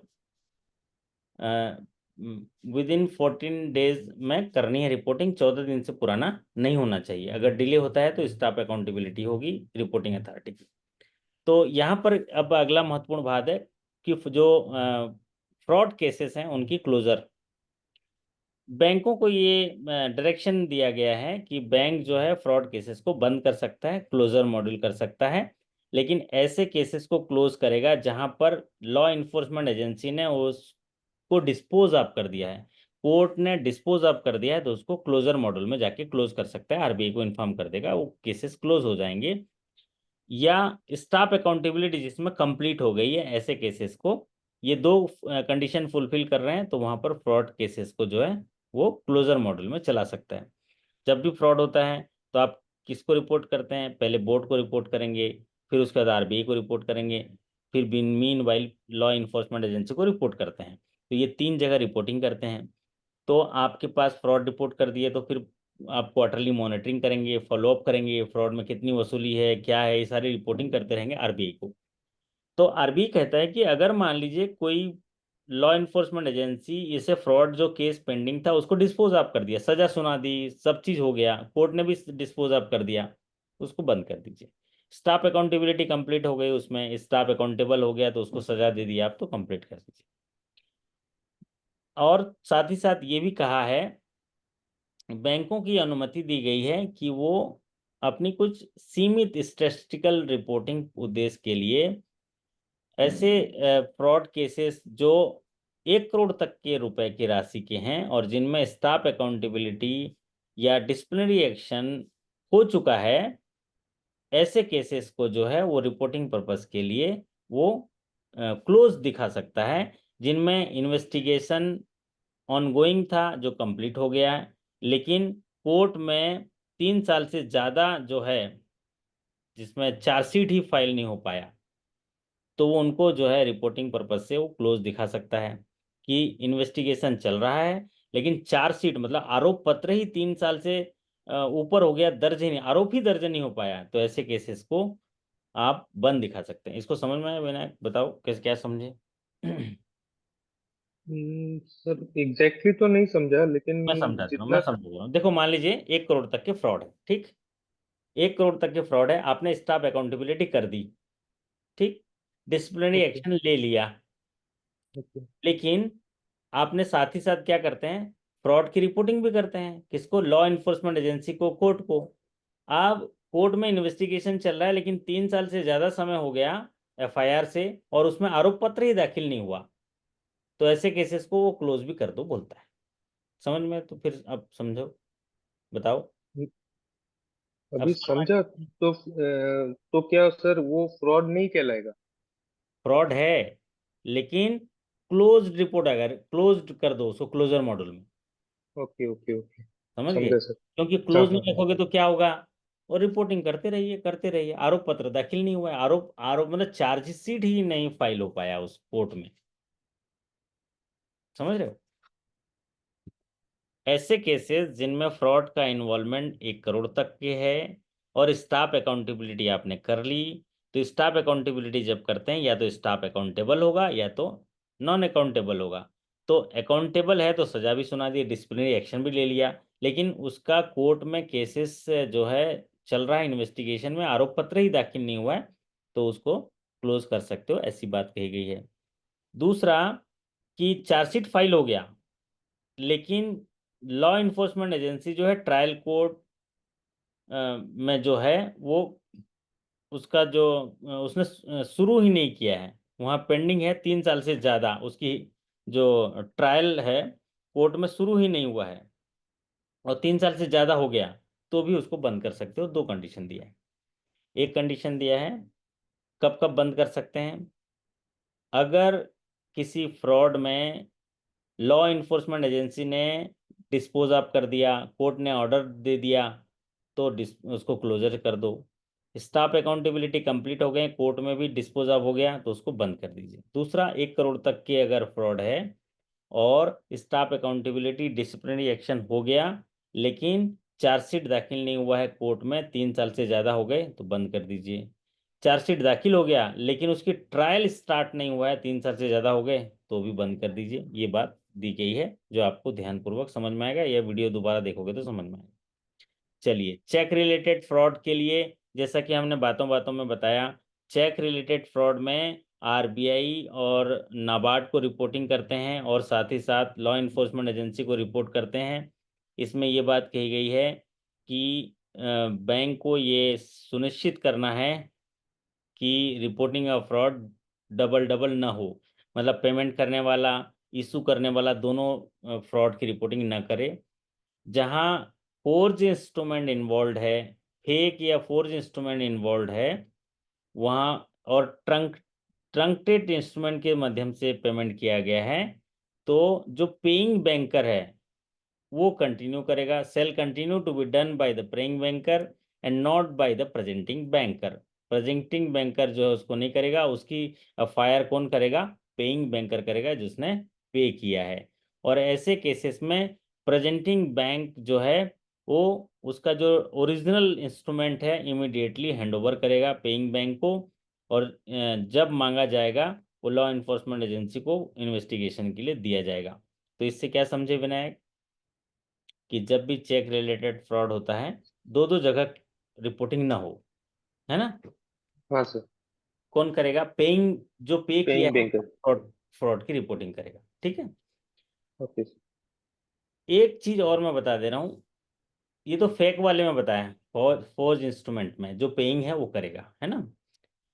अगर वो फेक नहीं है, जिनाइन है ना, जिनाइन है, तो ऐसे कंडीशन में जो कलेक्टिंग बैंकर है जो उसको कलेक्ट किया है उसकी जिम्मेदारी है कि ट्रू ओनर को पैसा दे। सपोज त्रिपुरा ग्रामीण बैंक में विनायक ने कोई चेक कलेक्ट किया, चेक में M&N कंपनी लिखा है, तो विनायक की जिम्मेदारी होगी कि उस चेक का पैसा कलेक्ट होके उसको ट्रू ओनर को देगा। ट्रू ओनर कौन होगा? M&M कंपनी को, जो ट्रू ओनर है उसको होगा। बराबर समझ गए? हाँ सर। तो जहां पर चेक जो है ओरिजिनल है, जेन्युइन है, वहां पर, और पेमेंट जो है ट्रू ओनर को नहीं किया गया, तो वहां पर वो कलेक्टिंग बैंकर की जिम्मेदारी हो जाएगी। प्रेजेंटिंग जो और जहां फोर्ज्ड है वहां पर जो है फोर्ज और रिटर्न किया गया, वहां पर भी आपको प्रेजेंटिंग बैंकर्स को देखा जाएगा कि उसने सही तरीके से जो उसका अपरेंट टेनोर देखा है कि नहीं देखा, उसकी जांच की नहीं की, ये देखा देखा जाएगा। अदर इंस्ट्रक्शंस में आप जो लीगल ऑडिट किया जाएगा, जो भी लार्ज वैल्यू के लोन अकाउंट्स हैं उनमें लीगल ऑडिट किया जाता है, वो है 5 करोड़ और उससे ऊपर के लीगल ऑडिट होता है। तो बैंक को जो है जहाँ टाइटल डीड है और कोई अदर डॉक्यूमेंट्स हैं और क्रेडिट फैसिलिटी है, इनके सारे title deed, financial papers, agreement, इनकी जांच करने के लिए लीगल ऑडिट वेटिंग करता है, लार्ज वैल्यू के लोन अकाउंट में, तो इनकी थ्रेशोल्ड लिमिट है लीगल ऑडिट की 5 करोड़ एंड एबव। और जो स्मॉल फाइनेंस बैंक हैं, रीजनल रूरल बैंक हैं, ये लीगल ऑडिट का थ्रेशोल्ड लिमिट है 1 करोड़ एंड एबव। मैंने रिपीट कर दो, legal audit large value account. Legal audit for large value accounts for PSU वो 5 करोड़ है, और फॉर स्मॉल फाइनेंस बैंक एलएबी और आरआरबी के लिए 1 करोड़। बस ये दोनों याद कर लीजिए। आरआरबी के लिए 1 करोड़ या उससे ऊपर के एक्सपोजर है तो लीगल ऑडिट होगा। लीगल ऑडिट में क्या होता है, टाइटल डीड, डॉक्यूमेंट्स, ताकि हम अगर कुछ होगा तो हम लीगली सूट फाइल कर सकें, ये सारी लीगल ऑडिट करनी है। लार्ज वैल्यू वाले में टाइटल डीड का लीगल ऑडिट करनी है, ठीक है। तो जो कॉमर्शियल बैंक्स हैं, पब्लिक सेक्टर बैंक हैं 5 करोड़, और small finance bank, local area bank, regional rural bank के लिए 1 करोड़। बैंक को जो है ये कहा गया है कि जो भी इन्वेस्टिगेशन है फ्रॉड एंगल का, उसको जो है कंप्लीट करना है। कि अगर फ्रॉड एंगल की कोई जांच चल रही है, तो अगर वो लोन अकाउंट कहीं ट्रांसफ़र करना चाह रहे हैं एआरसी को या दूसरे लेंडर को, क्योंकि बैंकों का काम है लोन एनपीए हो जाता है तो बेचना। तो जब भी कोई अकाउंट फ्रॉड होता है, जब भी कोई अकाउंट फ्रॉड होता है तो कौन से लोन अकाउंट कहाँ चला जाता है विनायक, कौन से एसेट कहलाता है वो? नॉन परफॉर्मिंग लॉस एसेट के सकते हैं। लॉस एसेट कहलाएगा। 100% प्रोविजन हो जाते हैं, भले ही उसमें सिक्योरिटी हो क्या हो, उससे मतलब नहीं है ना। तो ये कहा गया है कि बैंक को सारी इन्वेस्टिगेशन फ्रॉड का कंप्लीट करनी है अगर उसको बेचने से पहले, ये बातें समझ लो। एग्जामिनेशन पॉइंट ऑफ व्यू से केवल दो यहाँ इंपॉर्टेंट है। एक तो 5 करोड़ वाला लीगल ऑडिट, टाइटल डीड करनी है लार्ज वैल्यू अकाउंट में, जो जो पब्लिक सेक्टर बैंक के लिए, और आरआरबी के लिए 1 करोड़। चलिए, रोल ऑफ ऑडिटर। और यहाँ पर रोल ऑफ ऑडिटर ये कहा गया है कि जो भी फ्रॉड एंगल की एक्टिविटी की जाएगी, फ्रॉड रिपोर्टिंग की जाएगी, फ्रॉड क्लासिफाई किया जाएगा, फ्रॉड आइडेंटिफाई किया जाएगा, फ्रॉड डिक्लेरेशन किया जाएगा, इनकी भी जो है रोल होगा। ऑडिट कमेटी जो है इसको देखेगी कि सही तरीके से ट्रांसपेरेंट मैकेनिज्म या ये सारी चीज़ें सही तरीके से किया गया है कि नहीं, ये देखा जाएगा। और इसके लिए ऑडिट कमेटी बोर्ड जो है अप्रोप्रिएट एक्शन लेगा। इंटरनल ऑडिट इसको कवर करेगा कि बैंक ने जो रिपोर्टिंग करी है सही तरीके से करी है कि नहीं, कुछ छुपाई तो नहीं, ये कहा गया है। इसमें 3 महत्वपूर्ण डेट्स हैं जो हायर स्केल में पूछे जा सकते हैं, आप इनको देख लीजिए। जहाँ भी जो फ्रॉड मॉनिटरिंग रिपोर्ट की जाती है वहाँ पर 3 डेट आता है, date of occurrence, date of detection, date of classification. 3 महत्वपूर्ण डेट आते हैं। डेट ऑफ ऑकरेंस का मतलब होता है जिस दिन मिस अप्रोप्रिएशन ऑफ फंड जो है वो टेकिंग प्लेस हुआ है, मतलब उस दिन, जिस दिन ये ट्रांजेक्शन हुआ है या इवेंट ऑकर हुआ है, या जो इसकी पता चला है, एविडेंस हुआ है, जिस दिन ये मिस अप्रोप्रिएशन हुआ है उस दिन को डेट ऑफ ऑकरेंस कहते हैं। मतलब एक उदाहरण के तौर पर, अगर एक एफडीआर में फ्रॉड हुआ है, एफडीआर पेमेंट में, तो जिस दिन वो भुगतान हुआ है वही डेट ऑफ ऑकरेंस है। Date of detection, date of detection का मतलब यही है जो कंसर्न ब्रांच या ऑडिट डिपार्टमेंट जिस दिन जो है उनके संज्ञान में आया, उनके लाइट में आया, वो डेट ऑफ डिटेक्शन है। डेट ऑफ क्लासिफिकेशन, जब कॉम्पिटेंट अथॉरिटी उसको क्लासिफाई कर देंगे, ऑर्डर पास कर देंगे, रीजन ऑर्डर, क्योंकि 21 दिन से पहले उसको एक शो कॉज नोटिस देंगे, फिर उसके बाद एक रीजन ऑर्डर देंगे, तो डेट ऑफ क्लासिफिकेशन है। ये सिंपल सी बात है। और रिपोर्टिंग, जहाँ पर थेफ्ट होता है, चोरी होती है, बलगरी, डकैती, रॉबरी होती है, उनकी रिपोर्टिंग जो है कैसी करनी है, यहाँ पर एक छोटा सा देख लीजिए, उसके बाद सेशन एंड हो जाएगा। Bank cell report instances of theft, burglary, डकैती and robbery including attempted cases to fraud monitoring group, Department of Supervision, Central Office, Reserve Bank, not later than 7 days। अगर कोई ऑक्रेंस हुआ है बलगरी का, थेफ्ट का, डकैती का या रॉबरी का, या अटेम्प्टेड केसेस हुए हैं, इनको जिस दिन घटना हुई उसके 7 दिन के अंदर अंदर आप रिपोर्ट कर दीजिए। और बैंकों को कहा गया है कि क्वार्टरली रिटर्न, जिसको आरबीआर कहते हैं, रिपोर्ट ऑफ क्वार्टरली रिटर्न्स जो है, ये इन चीज़ों पे जो थेफ्ट, बलगरी, डकैती, रॉबरी है, इनको जो है उस क्वार्टर खत्म होने के 15 दिनों के अंदर जो है आरबीआई को रिपोर्ट करेंगे। ये रिपोर्टिंग सिस्टम है। और आज का ये फ्रॉड का पूरा जो है चीज़ें जो है पिछले आप सर पिछला स्लाइड थोड़ा, 1 मिनट के लिए सर। हम्म। जो बैंकों में थेफ्ट होता है, बलगरी होता है, डकैती होता है, उसकी रिपोर्टिंग के बारे में एक गाइडेंस दिया है कि जब भी ऐसी कोई घटना होती है, अटेम्प्टेड केसेस होते हैं, तो फ्रॉड मॉनिटरिंग ग्रुप जो आपकी department of supervision central office reserve bank का है, उसको उस ऑकरेंस से 7 दिनों के अंदर देनी है, और ऐसे केसेस के क्वार्टरली रिपोर्ट करनी है, क्वार्टरली रिटर्न्स में, जो क्वार्टर खत्म होने के 15 दिनों के अंदर देनी है। बराबर है विनायक? हैं? हाँ सर। और ये बताओ, ये आप कैसे काम करते हो बताओ। ये है, आप लेके चल रहे हो एक पूरा धागे वाला हिस्सा, और आगे पीछे क्या लगे हैं बताइए? हैं? माचिस। अब काम कर लो भैया, है ना, इतनी सारी चीजें पढ़ने के बाद। तो आज के सेशंस में कैसा लगा, फीडबैक बताओ विनायक, फीडबैक समझ में आया कुछ? बहुत अच्छा सर। हैं, समझ में आया ना? बहुत अच्छा। हाँ सर। फ्रॉड के बारे में हमने महत्वपूर्ण चीज़ें आज के सेशन में डिस्कशन करी। तो मैं आपको कुछ महत्वपूर्ण चीज़ें इंपॉर्टेंट एग्जामिनेशन के पॉइंट ऑफ व्यू से बता दे रहे हैं, फिर आपसे विदा लेंगे। केवल 5 मिनट और हमारे साथ रहिए। तो सबसे पहले बात बताएं कि फ्रॉड के मास्टर डायरेक्शन 15 जुलाई 2024 को जारी किया गया आरबीआई के द्वारा। इस मास्टर डायरेक्शन का नाम जो रखा गया, वो रखा गया reserve bank of India fraud risk management commercial banks including regional rural bank and all India bank financial institution, इसका नाम रखा गया। दूसरा महत्वपूर्ण भाग ये है कि जो भी अ, इसमें फ्रॉड होंगे, जो भी फ्रॉड होंगे, उनके लिए उन्होंने बोर्ड अप्रूव पॉलिसी बनाना होगा, ऐसे डायरेक्शन दिया। और उसमें एक शो काज नोटिस देने के लिए प्रावधान रखा गया कि जो शो काज नोटिस देंगे, वो कम से कम, जो कितने दिनों का होना चाहिए, कम से कम 21 दिनों का होना चाहिए, not less than 21 days. Show cause notice देना है, जिसको रिजनेबल टाइम दिया गया है। और उसका सबमिशन सही नहीं हुआ तो फिर फ्रॉड डिक्लेयर करेंगे और रिजेंड ऑर्डर देंगे। दूसरा महत्वपूर्ण, एक special committee of the board for monitoring and follow up, जिसको SCBMF कहते हैं, जिसमें 3 कम से कम मेंबर होने चाहिए, एक होल टाइम डायरेक्टर, एक इंडिपेंडेंट डायरेक्टर और नॉन एग्जीक्यूटिव डायरेक्टर।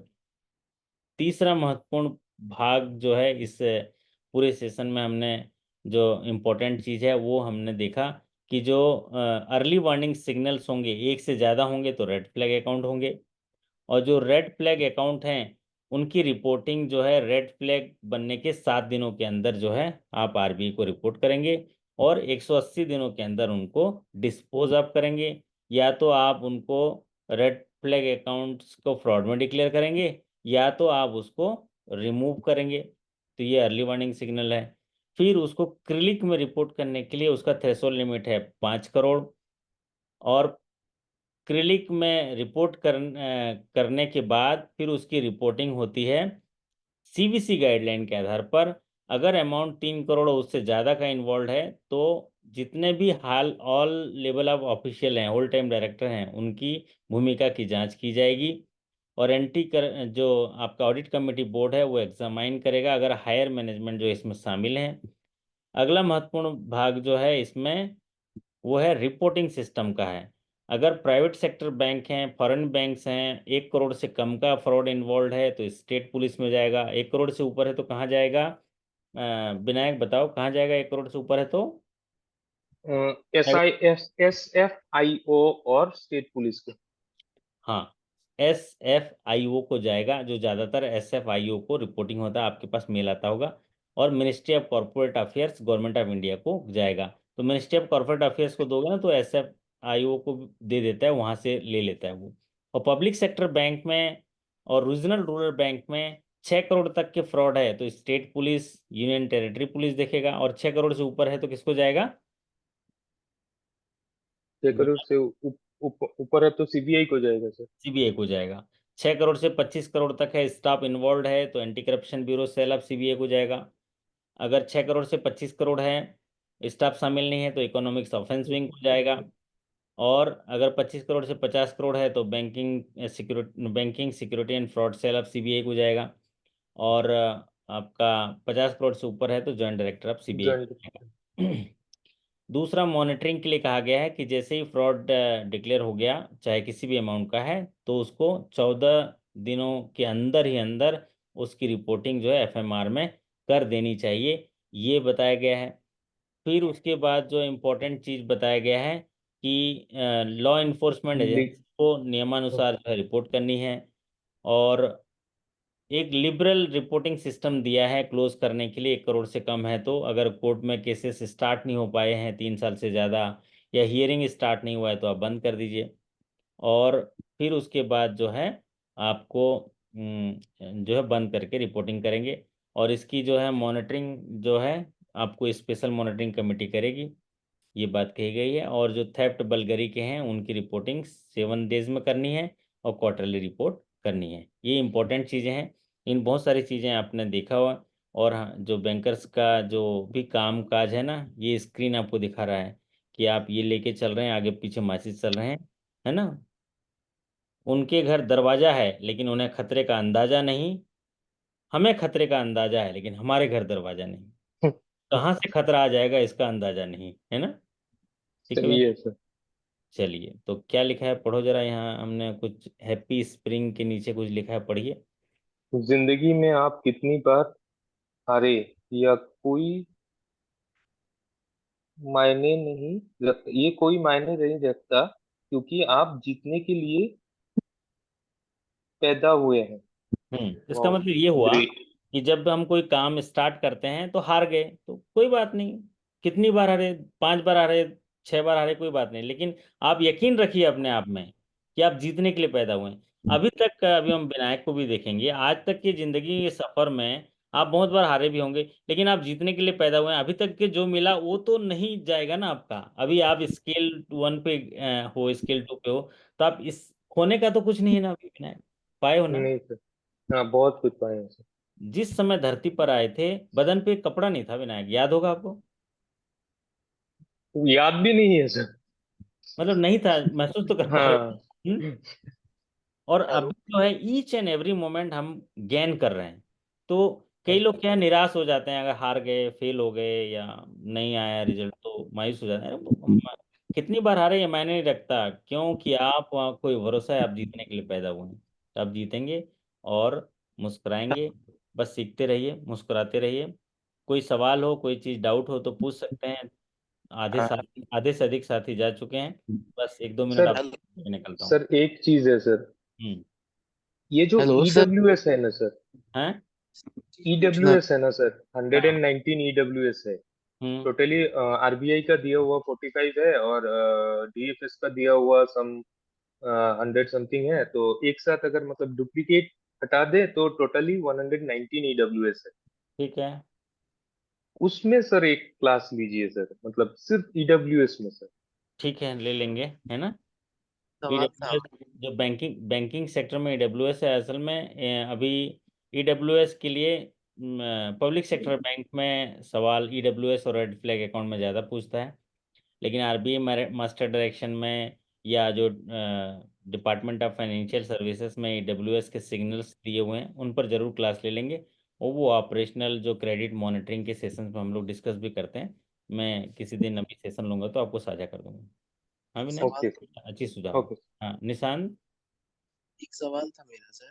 ये हम्म। जो अभी आपने बताया है कि 1 करोड़ और 25 करोड़ तक के लोन को मतलब सीबीआई को हम देंगे। हम्म। पहले वो 3 करोड़ होता ना सर, वो 6 करोड़ हो गया है। अब 6 करोड़ हो गया। ठीक है। अच्छा, दूसरा एक चीज और था सर। मैं हम्म। अभी अपना जो बैंक का सर्कुलर है फ्रॉड वाला, हम्म। उसमें था हम लोग जैसे पहले पढ़ रहे थे 3 करोड़ से 25 करोड़ तक की लिमिट, लेकिन अपने बैंक में है वो के सर्कुलर में लिखा है 3 करोड़ से 15 करोड़ तक की लिमिट वो बता रहा है कि 15 करोड़ तक हम सीबीआई को मतलब वो करेंगे। तो नहीं नहीं, हम अब आप उसको भूल जाओ, है ना। नहीं क्या नहीं क्या है, आप आपकी पॉलिसी जो है अभी रिवाइज आई है, एक बार रिवाइज पॉलिसी एक बार आप देख लो, या मुझे सर, भेज। हम्म। जैसे आरबीआई की जो गाइडलाइन बोलती है और हम्म। अपने बैंक की गाइडलाइन बोलती है, उसमें सर कुछ डिफरेंस आ जाता है। तो हम बैंक के हिसाब बाकी से बाकी जो करेंगे। मैं अभी पढ़ाया हूँ ना, ये पॉलिसी याद रखिए। 15 करोड़ नहीं, वाला जो है आज तक जो है आपका इसमें एग्जामिनेशन में नहीं आया है। मैं कई वो नहीं हम्म कह रहा हूँ कि अगर कोई चीज में डिफरेंस आता है तो हम्म। हम बैंक गाइडलाइन के हिसाब से एग्जाम में आंसर मारेंगे या क्या दिया आरबीआई है के? बैंक में? 3 करोड़ का दिया है। क्या बोल रहे हैं सर? 3 करोड़ से 15 करोड़ दिया है, जी सर। और वो चेंज हो गया, उसको मत पढ़ो आप।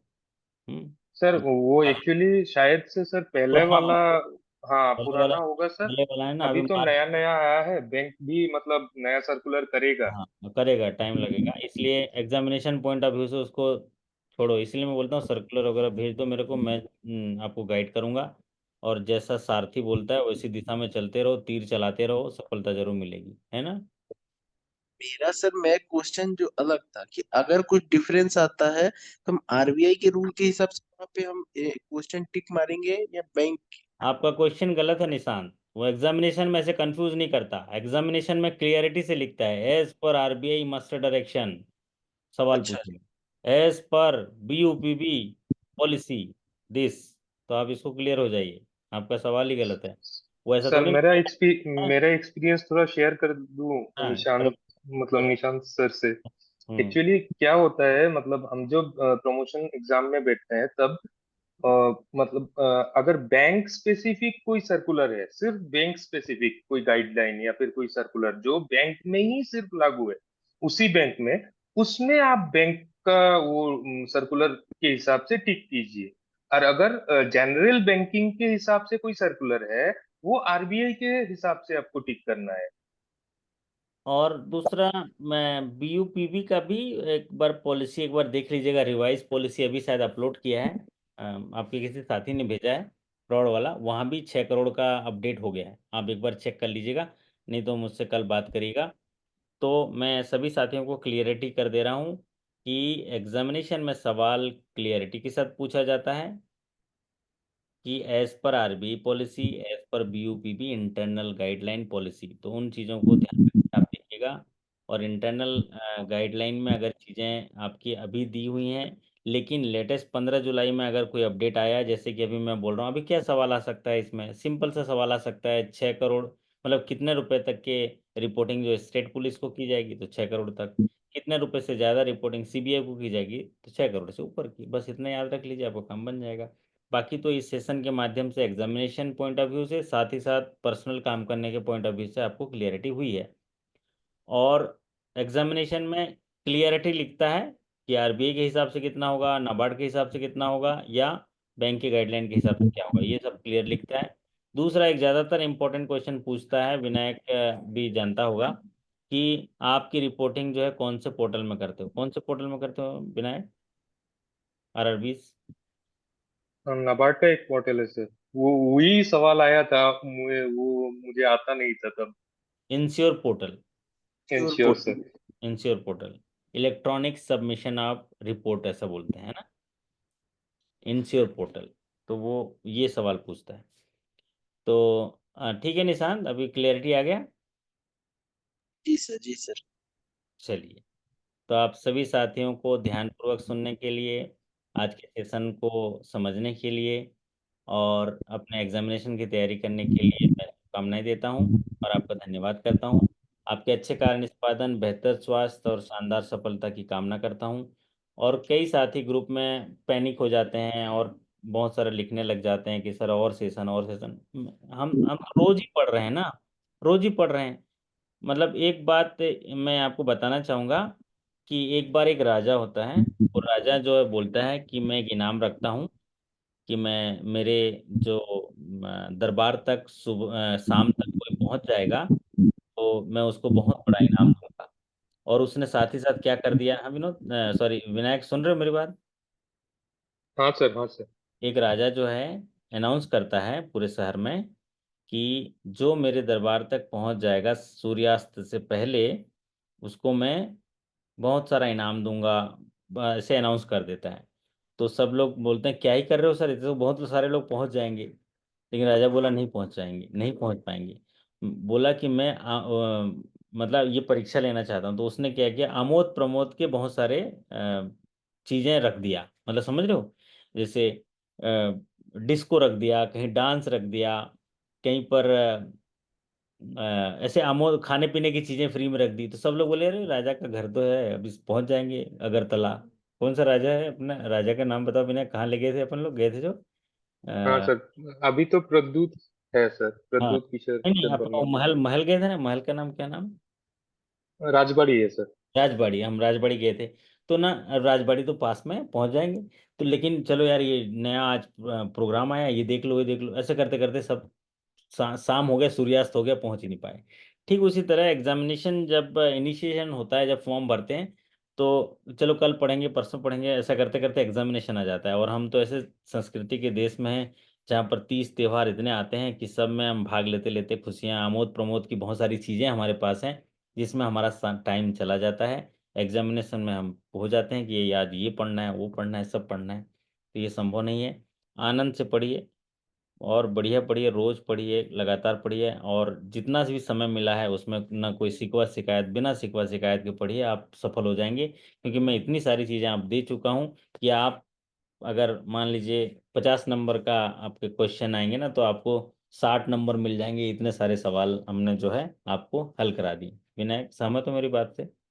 एकदम सर, एकदम सर। आपको पता ही है सर मैं कितना सहमत हूँ इस बात से। चलिए बहुत बढ़िया।